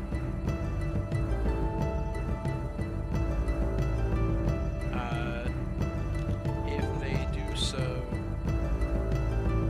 you cast a spell. The creature starts its turn in this line.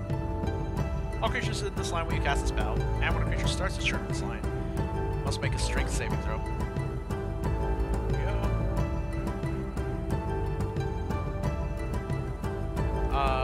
If they do so,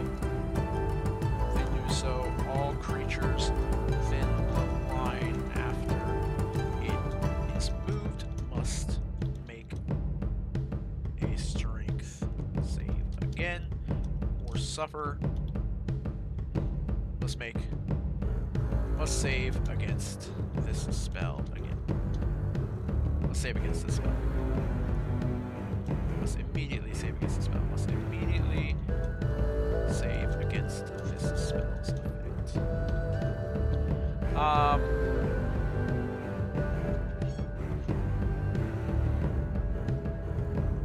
We're gonna go ahead and put a question mark here because I'm not sure 5th level. 5th level conjuration. There we go. I'm not sure if that's like all that great. What I am going to do though now is I am going to do a column break, and we're going to add in a monster block here. So this is going to be my plant-like monster as well. Monster block. Monster name. We're going to call this the Pumpkin. Size small. We're going to call you small plant. Chaotic neutral. It is going to have an AC. These are not going to be very tough things. It's only going to have an AC of... We're even going to go so far as to make it 8. They're going to be very strong. They're not going to be very tough. Hit points, we have our CR chart still up. So what am I going to be looking at? I'm going to be looking at probably a pretty weak monster here. So I'm going to create 2 monsters here. I'm going to create the Pumpkin and the Pumpking, who's going to be like the ruler leader. The Pumpkin are probably going to be like CR quarter monsters or so. So we're going to have... We're going to give them about...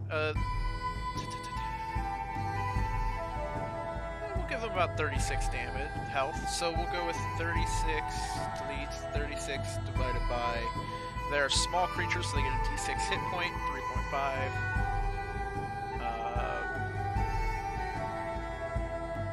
It's 10. So we're gonna go with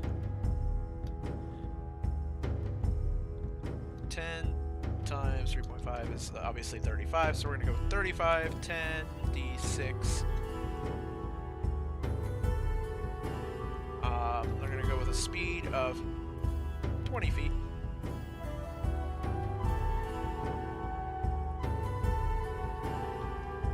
Strength is going to be 16, so they get a plus 3 mod to strength.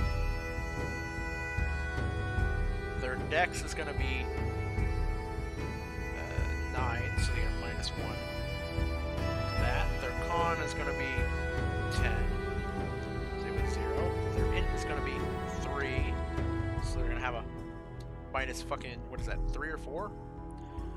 7 is 2, 5 is 3. 3 is 4, yeah. They're gonna have a whiz of being natural creatures, 13. We're gonna go with a +1 there. They're gonna have a charisma of 5, so -3. And what we're actually gonna do is we're not gonna go that crazy with that. Saving throws. We're gonna give them a buff to their con save, I think. Con +2. As their plants. We're gonna take out skills, all this stuff. We're gonna damage vulnerabilities. Fire. And is there anything else that plants are generally vulnerable to? Slashing. But these guys are going to be bludgeoning because they're pumpkins. Resistances, they're actually going to have resistance to slashing, piercing, non-magical slashing.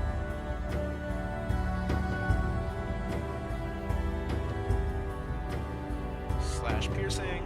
They're going to have resistance to acid. And what else would a plant have resistance to? They're gonna have immunity to psychic. Trying to think of what else. What else? Non-magical slashing, piercing, acid. We're gonna move to damage immunity, so we're gonna say psychic.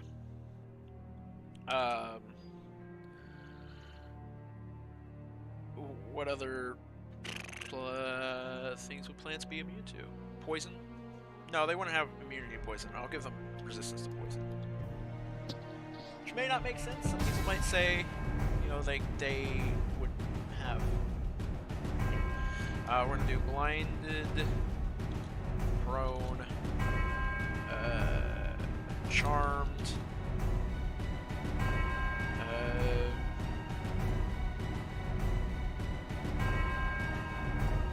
Blinded, prone, charmed, conditions. What else? Restrained.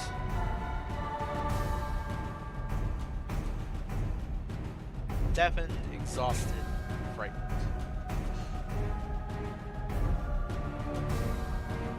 Restrained. No, we'll not do restrained. Deafened, exhausted, frightened. There you go. Senses, tremor, sense, 30 feet. Line beyond this. We'll give them tremor sense out to 100 feet. Languages. What is the 5e primordial languages?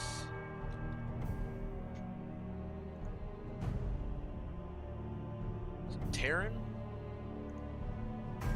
The language of the elemental plane of Earth, yes. So we're going to have them speak Terran. Terran. Challenge and XP. I don't particularly know this yet. I know they're going to only have a plus 2 because they're not going to go above a CR4 creature. They're only going to be like CR1 maybe tops. But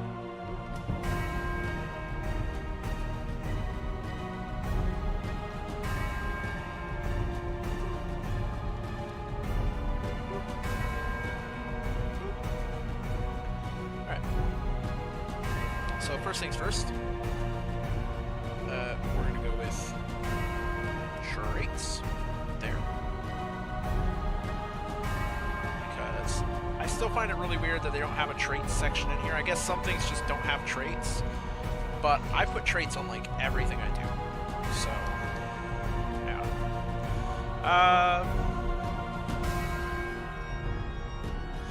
This is going to be, what is it, false appearance? While not moving, the pumpkin are distinguishable from a normal pumpkin.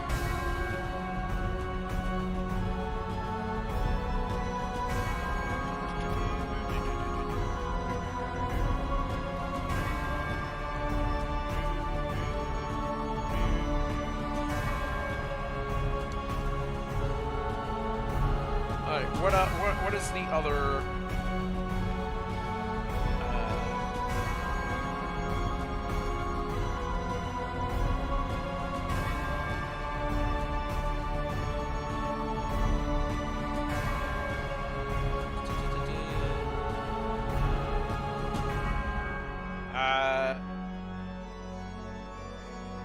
Hive mind.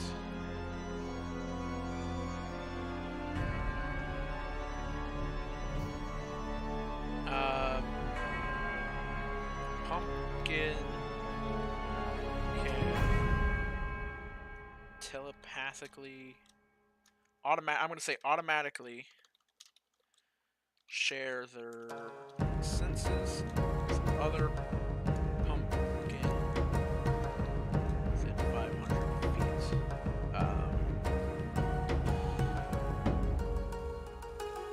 Allowing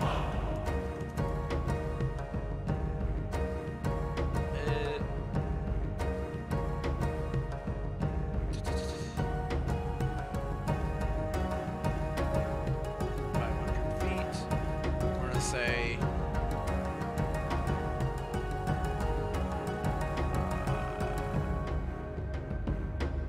pumpkin automatically share the senses with other friendly pumpkin within 500 feet. If there is a pumpkin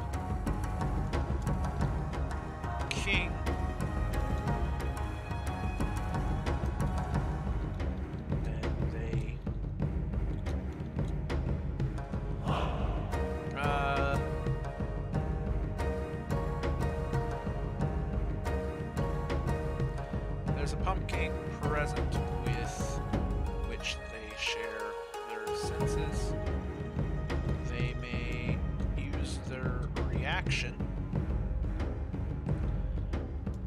to willingly suffer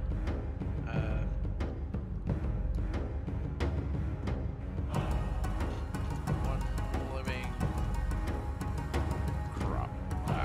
I don't know what to name this. If you guys have a better name for this, will suffer any damage the pumpkin suffer instead in its place. Actions, no multi-attack. It's just gonna be slam.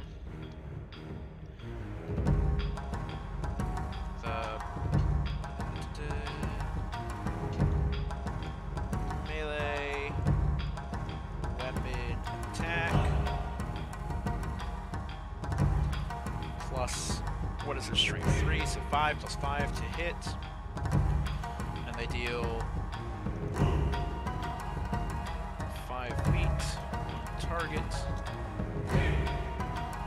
Hit. It is going to end up being 8. We'll go with 8. 1d4 plus 5 plus 3, so not 8. Brain, what am I doing? It's just 6. 1d4 plus 3 bludgeoning damage. Whenever a pumpkin hits with this attack, it may use its bonus action to attempt to grapple the creature.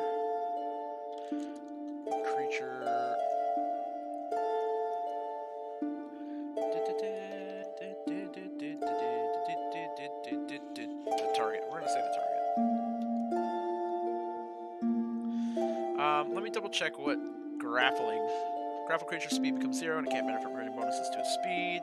The creature also has an effect removes the grapple creature from the reach of the grappler or grappling effect.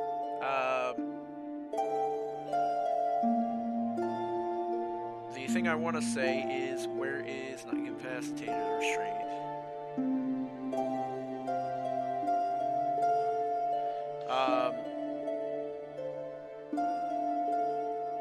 If it is already grappled, what I want to say is that if it is already grappled, the pump. Oh, actually, yeah. Whenever a pumpkin hits with this attack, it means its bonus action to attempt to knock the creature. Oh, we'll follow through with the style of the what was it up above, or not above, to the left here, our spell. To attempt to knock the creature prone, the creature must make a athletics. Well, no, we'll just make a strength saving throw. Must make a DC. I keep putting these in the wrong place. DC. What is it? It is 8 plus 2 plus the strength. 8 plus proficiency plus the strength, so 8 plus 2 plus 3 is 13. The DC 13 strength saving throw, or be knocked prone. If a creature is already prone, it may attempt to grapple the creature. If the creature is already grappled, another pumpkin or itself may attempt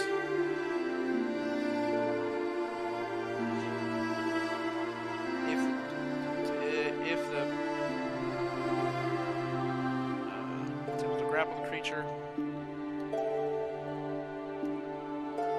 If it grapples an already grappled creature, that creature becomes restrained.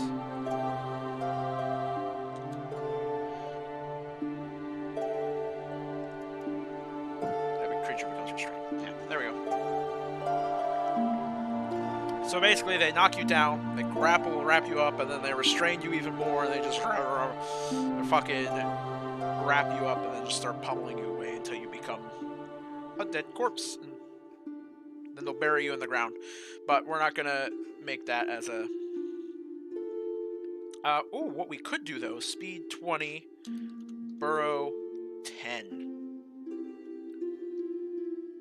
20 foot, burrow 10 feet.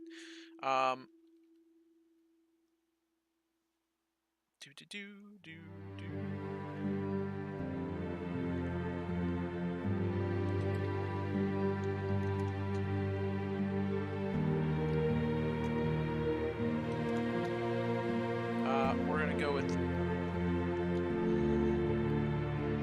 Hatch Mind.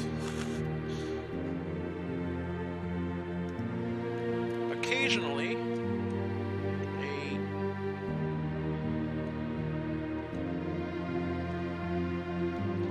Chaotic Any. Occasionally a spirit. Possess.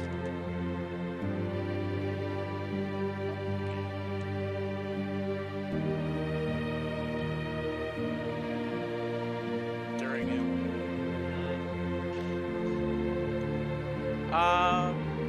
Trying to come up with a theme. It's an idea here. So the idea is these are like haunted, creepy pumpkins. Occasionally,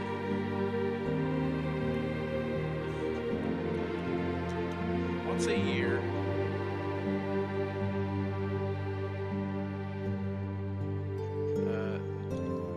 normal pumpkin begins giving once a year, once in a while, a pumpkin grown in a pumpkin patch becomes a natural cage to spirits. If a spirit willingly inhabits this pumpkin, it becomes trapped, but grants the pumpkin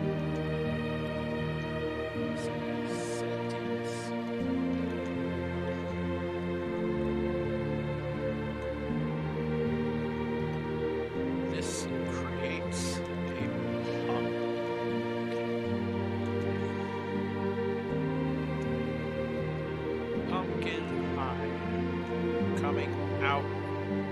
played during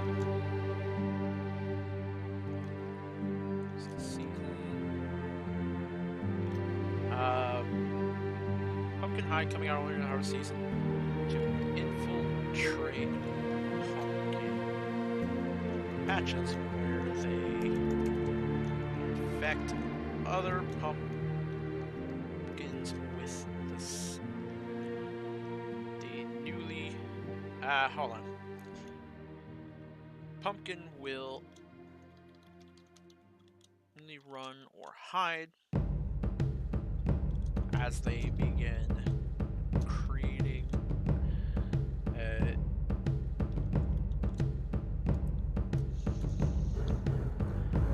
magical seeds,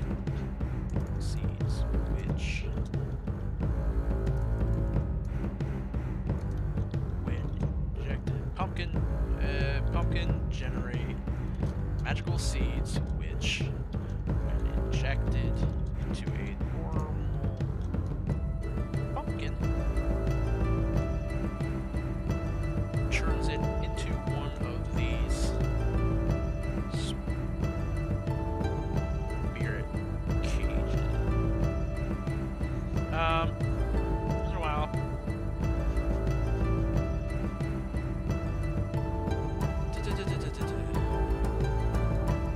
In a while, spirits attempt to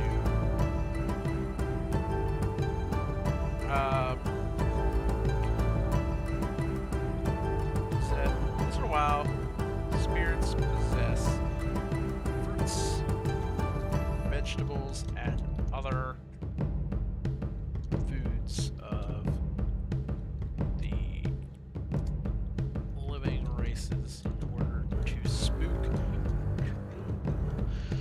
Woe be to any spirit who attempts this with a pumpkin.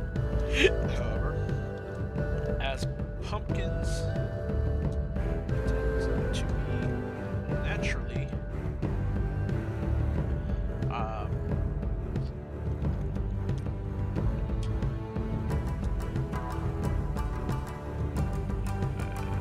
pumpkins have the odd habit of becoming natural cages for these spirits.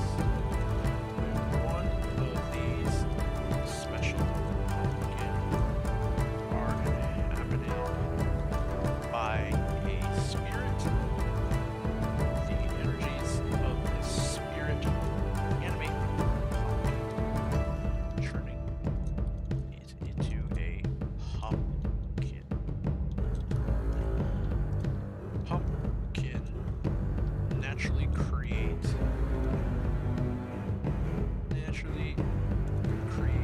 seeds of spiritual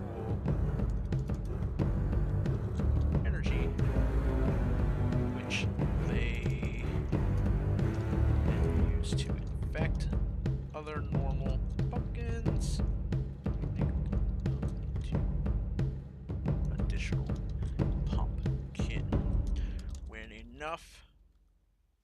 When one pumpkin has infected enough pumpkins, it becomes a pump king, ruling over its now haunted patch and protecting its kid.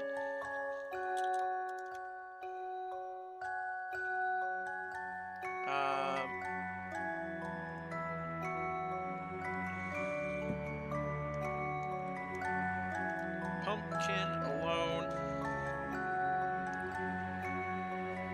are not that dangerous, but a whole patch, especially one king, can easily terrorize.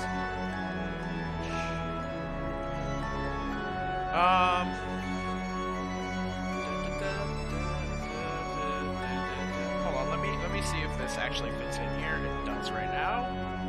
All right.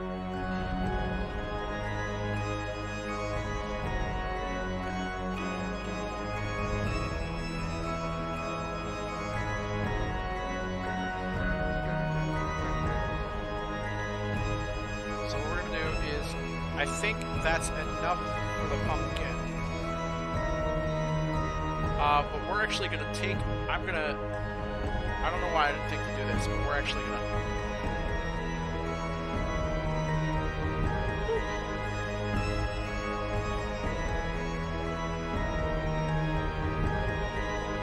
Put this here, pumpkin patch. We're gonna move the march of the pumpkin.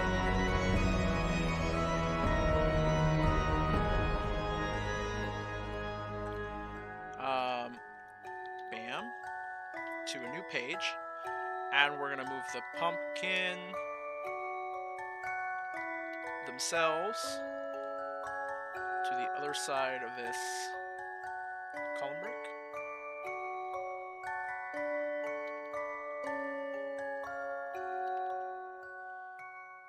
Up.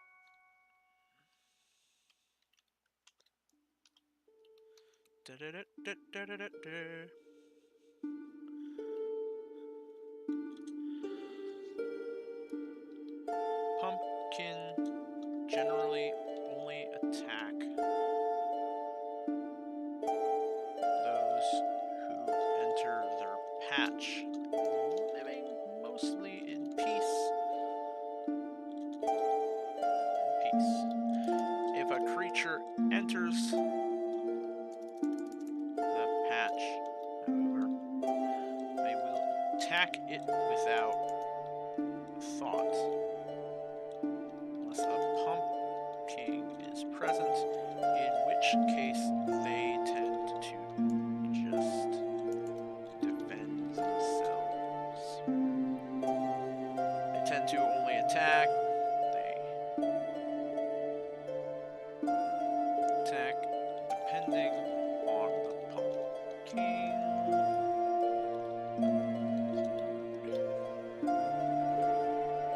And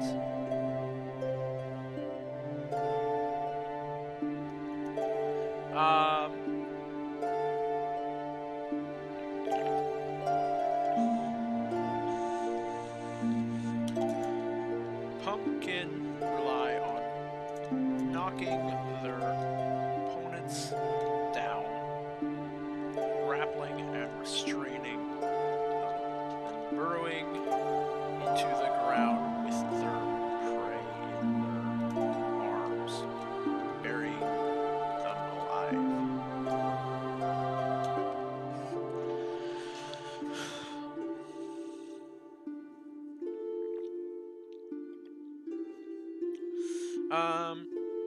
Yeah, there we go.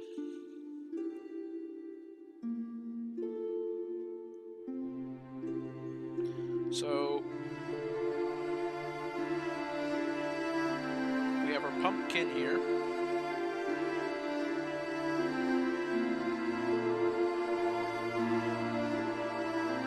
His attack amazes bonus action to attempt to knock the creature prone. The creature sees that to strength saving throw, but not prone. If the creature is already prone, it may attempt to grapple the creature. Grabs an already grappled creature, that creature becomes restrained.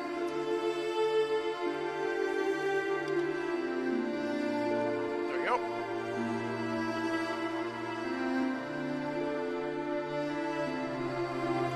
I wonder if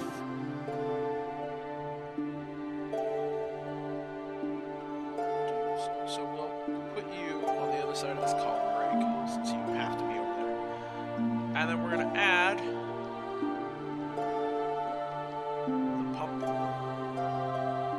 king to this side. False appearance.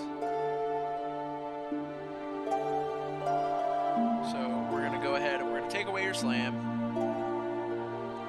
for the most part.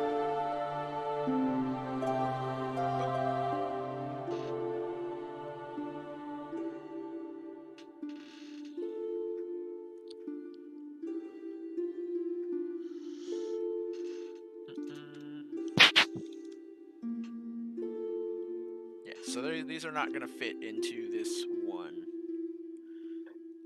thing. So what I'm going to do is I'm going to take this up. And we're going to put this on the other side of the column break as well. And hopefully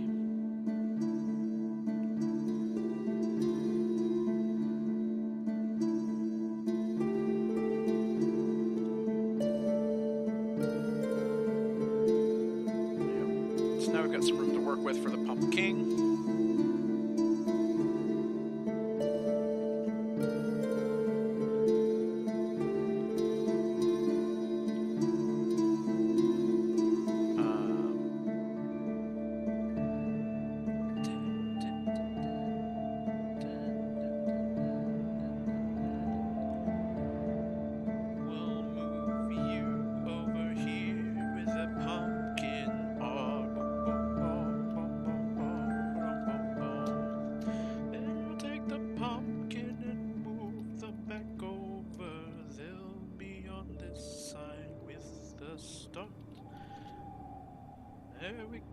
There we go. Do. So the Pump King is going to be tougher. He's not going to...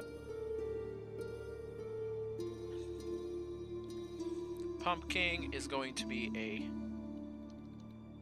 large plant. Actually, we're going to call it a medium. It's just going to be a medium plant.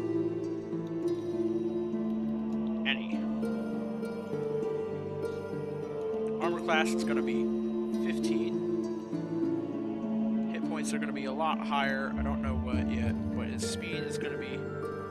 It's going to remain... It's going to be just a little bit faster, 25 feet. It's going to get a burrow of 30 feet, though. Strength is going to go up to 22.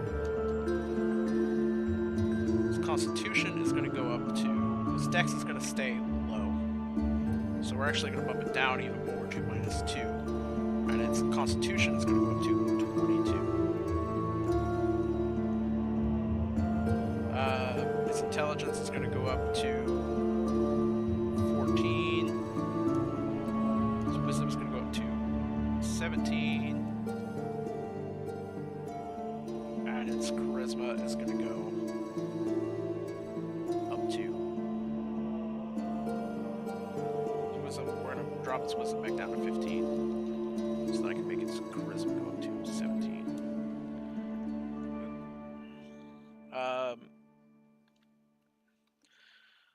This AC should be 10 plus -2, which would be 8 plus 6. So its AC would actually be 14. Unless I wanted to bump its Constitution up even more. But I don't think I need to, considering how it functions. It is going to have, its Constitution is still going to be one of its saves, so it is going to have a +6 inherent, +8 inherently to that. But it's also going to get a Charisma save modifier, or a Wisdom, because it's a king. It is a ruler of its patch.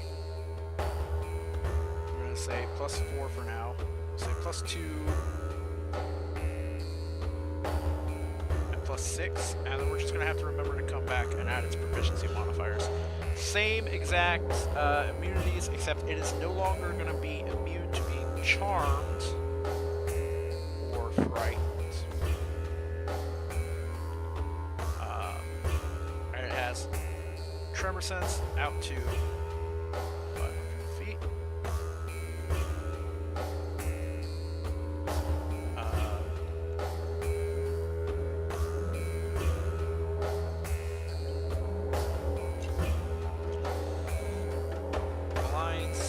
Out to 30 feet.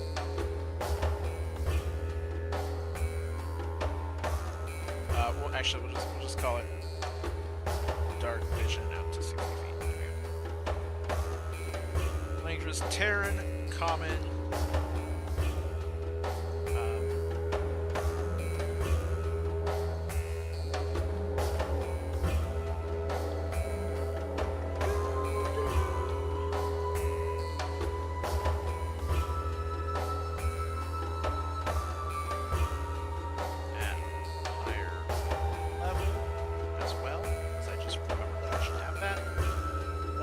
Have to add that higher level effect to that spell in a bit, but our Pump King here,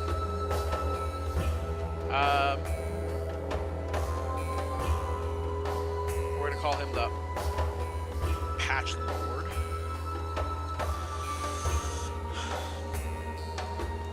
The Pump King can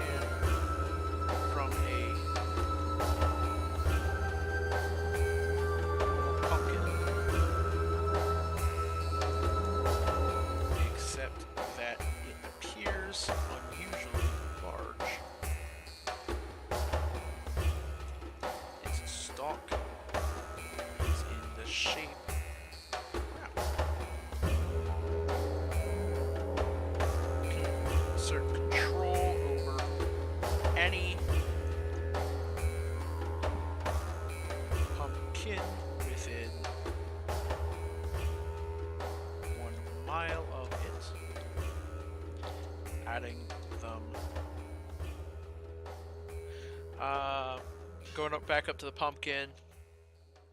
Pumpkin automatically share their senses with other friendly pumpkin within 500 feet. Which they share their senses and use your action to willingly suffer any damage. The pumpkin would suffer in its place. Pumpkin within 1 mile of it, adding them to his patch. The pumpkin can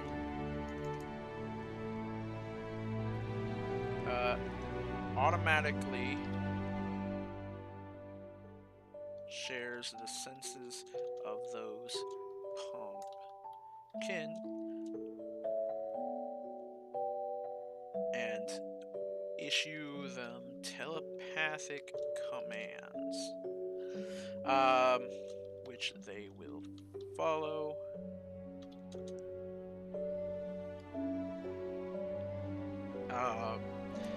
Any pumpkin in the pumpkin's patch may use their reaction to take damage in place of an effect in place of the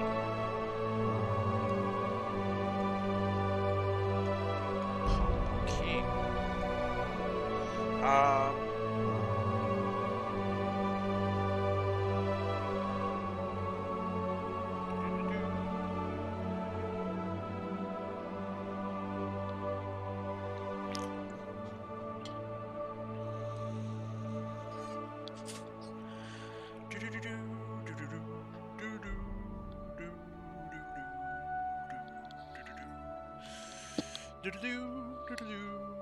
I'm trying to think of what else I want to do with this.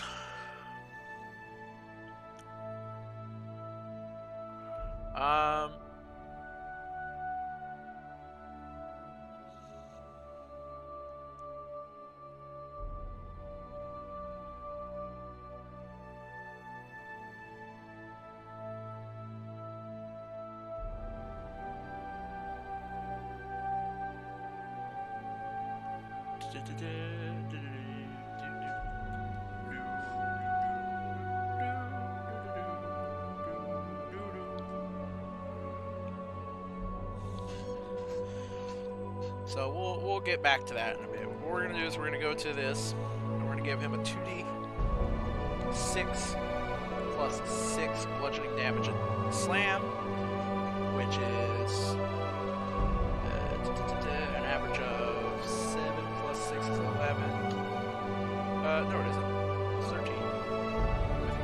6 plus 6 is 12. 7 plus 6 is more than 12. 13 average damage. We're also going to give him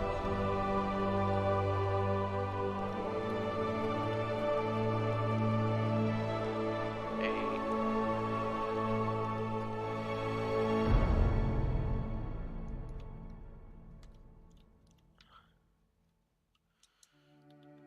multi-attack. The pumpkin. We're also going to give him a reach of 10 feet, which seems a little bit silly, but pumpkin makes two slam attacks and commands pumpkin.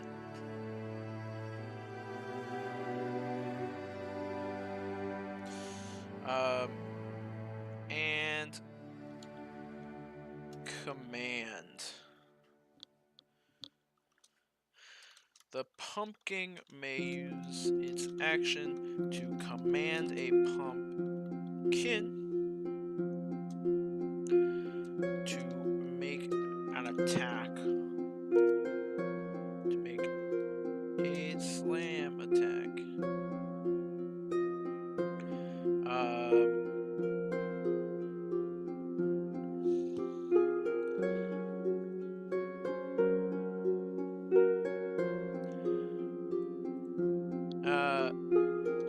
If there are no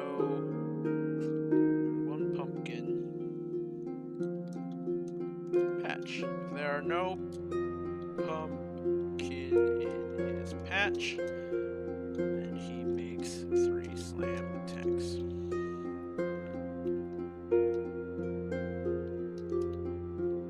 Pumpkin may use his action to command a pumpkin. Pumpkin may use his action to command a pumpkin to make a slam attack.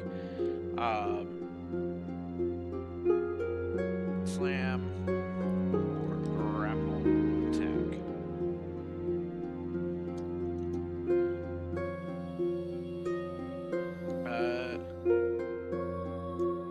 Make a slam attack. If the attack hits, the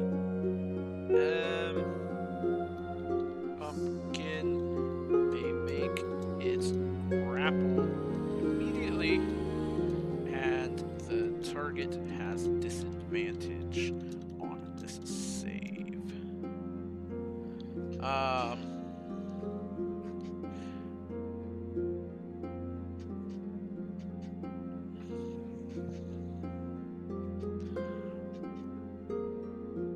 What we're gonna do is I'm gonna take this, I'm gonna go back up to this pumpkin slam, and I'm gonna take this and I'm gonna turn it into its own trait. So I'm gonna call this trait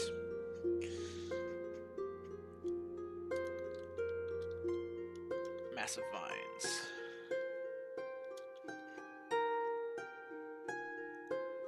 A pumpkin moves and attacks with a grotesque mass of vines. Whenever a pumpkin hits a creature,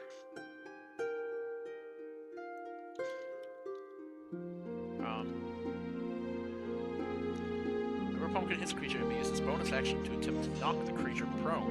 The creature must make a DC 13 strength saving throw or be knocked prone. If the creature is already prone, it may attempt to grapple the creature. If it grapples an already grappled creature, that creature becomes restrained. And we're going to do the same thing down here. We're going to add the massive vines.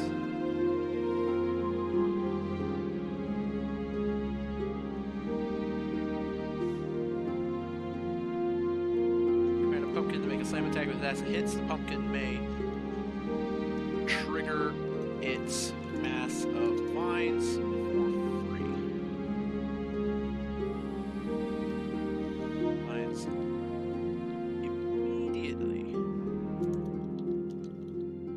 for free. Target has advantage on the save. And then we're also going to give him the massive vines feature. We need to slim this down a bit.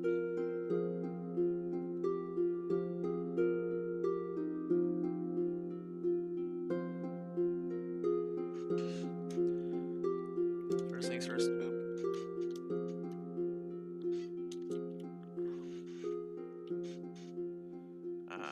Psychic goes there. We're going to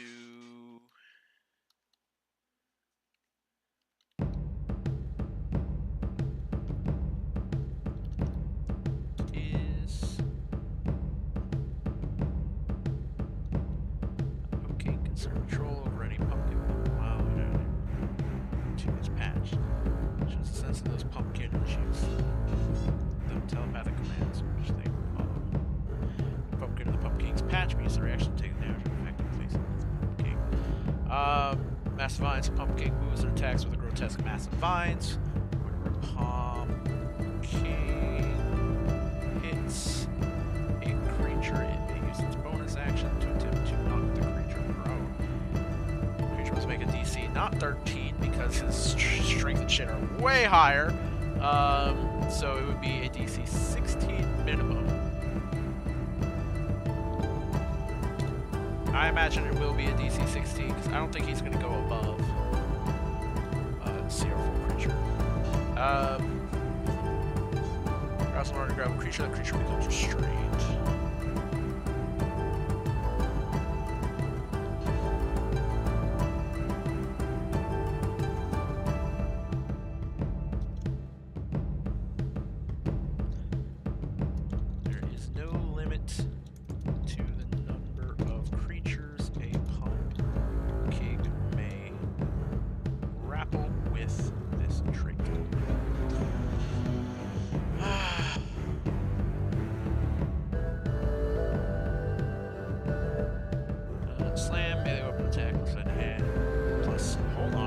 is 8 to hit.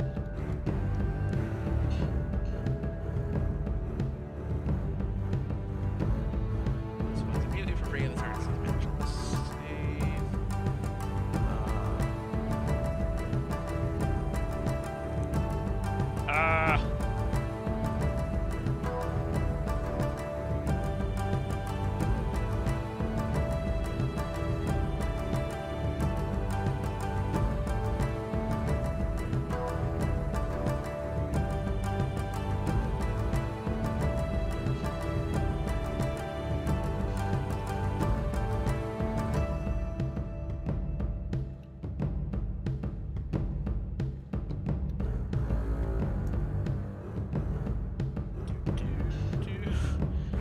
Oh my lord.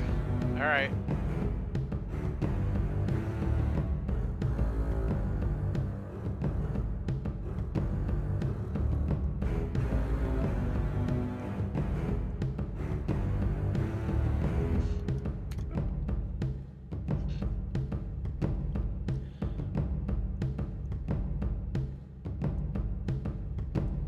There we go. Alright. So I think that's it for now. I might look at mucking with these a little bit more. I'm not sure if the March of the Pumpkin spell is appropriate for its level.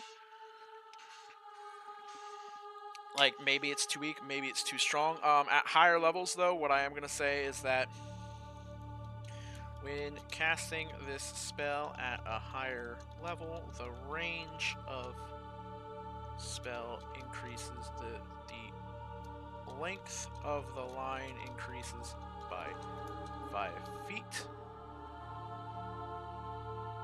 per level, and the width increases by 5 feet every other level, starting at 7th. So in theory, 5 feet per level increases by 5 feet at 7th and 9th. 7th. 5 feet at 7th level and 10 feet at 9th level.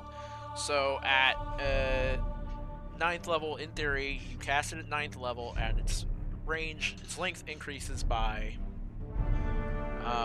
length of the line increases by 5 feet per level, and length increases by 5 feet. 7th level, 10th level, 9th level. So it becomes a 6th, 7th, 8th, 9th, 24, 65 by 25 foot line. Just a big fucking spell.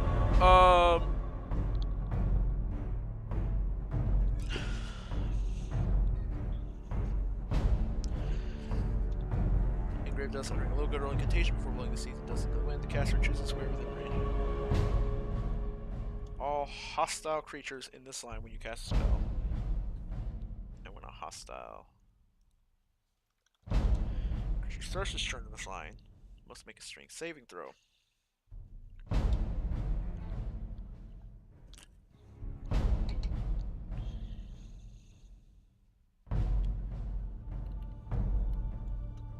Hostile.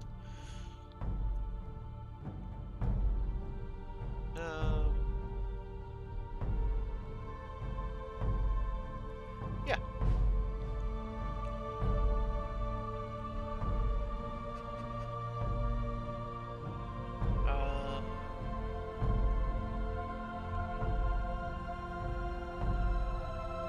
Yeah, I'm good with that. I like this as it stands. We'll see how people feel about it once I post this up. We're going to go ahead and create the version. Create the version. Here we go. Oops. We're going to copy the link, and we are going to go over to our Discord, into the Awesome Squad, into the Dungeons and Decisions Week 4 GM Binder.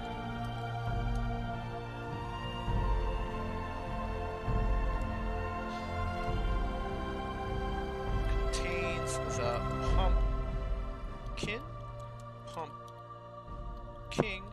and March of the Pumpkin. Pumpkin and Pumpkin monsters. And the March of the Pumpkin spell. And actually, real quick, I have to fix this. I haven't actually put the CR of these creatures in here, so we're going to quickly calculate the CR of these creatures. Boop. So damage-wise, these deal 6 damage around. The Pumpkin deals 6 damage around, but they also have immunity, a lot of condition immunities, some nice damage resistances. They do have some damage vulnerabilities. They have 35 health. So, all in all, they are considered, if I am accurate, 35 health puts them at a 1/8 CR with their AC. They are easily a 0 CR creature. It's just off the bat, they are 0 CR defensively. Damage-wise, they deal an average of 6 damage around, with an attack bonus of +5, making them a CR1 creature offensively. It is an attack bonus of +5, right? Yeah? Brain? +5, yeah. And they have a save DC of 13, so that is accurate. So, they are a CR1 offensive creature that makes them a CR1 quarter creature. So these are CR1 quarter, Pumpkin. CR1 quarter, which is doobity-doo, resources, generators and chart, XP by CR, 50 XP, experience. Bam. And finally, the Pumpkin. Pumpkin deals 13 damage around, times 2, so 26 damage around, plus an additional, we'll assume that this hits, so 32 damage if the command works. But if we assume that he does not have a pumpkin in his patch, then he does 13 times 3, so he does 39. So he does, on average, about 36 to 39 damage. We'll go with the 39, just for simplicity's sake. 39 damage around, with an attack modifier of +8 to hit. So that puts him at a CR7 creature offensively. Oh my, oh my. And I need to change his health pool. So what power level do I want him at? I'd actually really like him to be like a CR6, CR7 creature. So his AC right now is 14. We will make him a CR. I'm going to make him a CR8 defensive creature. So 176. We're going to go for 190 divided by 4.5 plus 6 is 10.5. 18. So 18 times 10.5. It's 189. So we're going to go with 189 for our health for the Pumpkin. 189, and he has 10d8 plus 60, because he's got a Constitution modifier of +6. AC of 14. Which we're going to go with natural armor dex plus con. Boop-a-doo. Speed 25, so he is a AC of 14. So this makes him, all in all, a CR7 creature, I believe. Which actually might bump him up a little bit, because I think that it gives him a +9 here, +5 here. It gives him a DC 17 strength save here.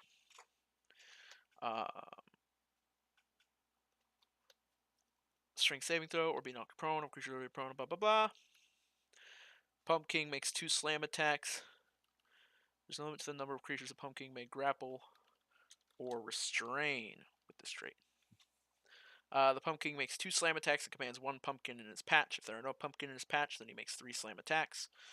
Melee weapon attack +8, which will become a +9 to hit. 10 feet, 1 target. Hit 13, 2d6 plus 6 slam damage, bludgeoning damage. Pumpkin may use its action to command a pumpkin to make a slam attack. If the attack hits, the pumpkin May trigger its massive lines immediately for free, and the target has disadvantage on this save. So +9 to hit actually bumps him up 1 level CR wise. Actually, I already bumped him up with a +8 to hit. Oh wait, no, I already did that in my brain. 39 bumped him up 1.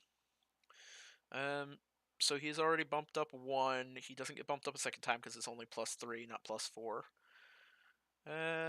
He has a CR. Does have a 17 save DC, which I think bumps him up again. All in all, I think he ends up coming out a high 7, low 8, maybe mid 8.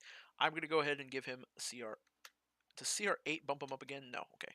So we're going to go ahead and make him a CR8, just for safety's sake. I realize that the music has stopped. Fucking YouTube. Jesus Christ. So if he is a CR8 creature, what is our thing say about how much experience a CR8 creature gives? 3,900. 39 XP. Alright. And we'll update this version. Create a version. Boop. Can I change the name of this? Dungeons and Decisions. I can't. Okay. So in the future, I might just start doing that.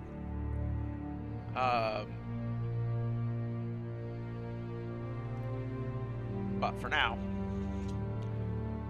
there you guys go. It is boop, available for you right there on the web, or on the Discord. So you guys can't see this. Let me pop this over here. Bada bing, bada boom. Thank you guys very much for coming out. We are going to head off because it is getting late, and I do have other things that I need to do. As you can see, I'm starting to get some messages from people who are waiting for me. Thank you guys very much for coming out. Have a great day. You guys are awesome. Stay awesome. Have an awesome day.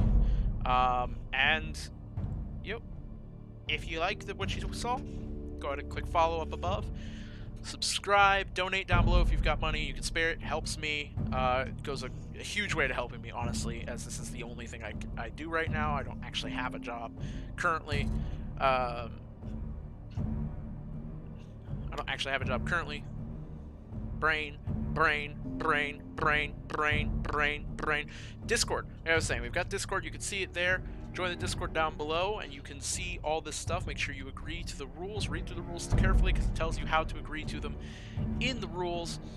And, you know, thank you guys very much for coming out today. Thank you guys very much for being awesome. Stay awesome. Have an awesome day.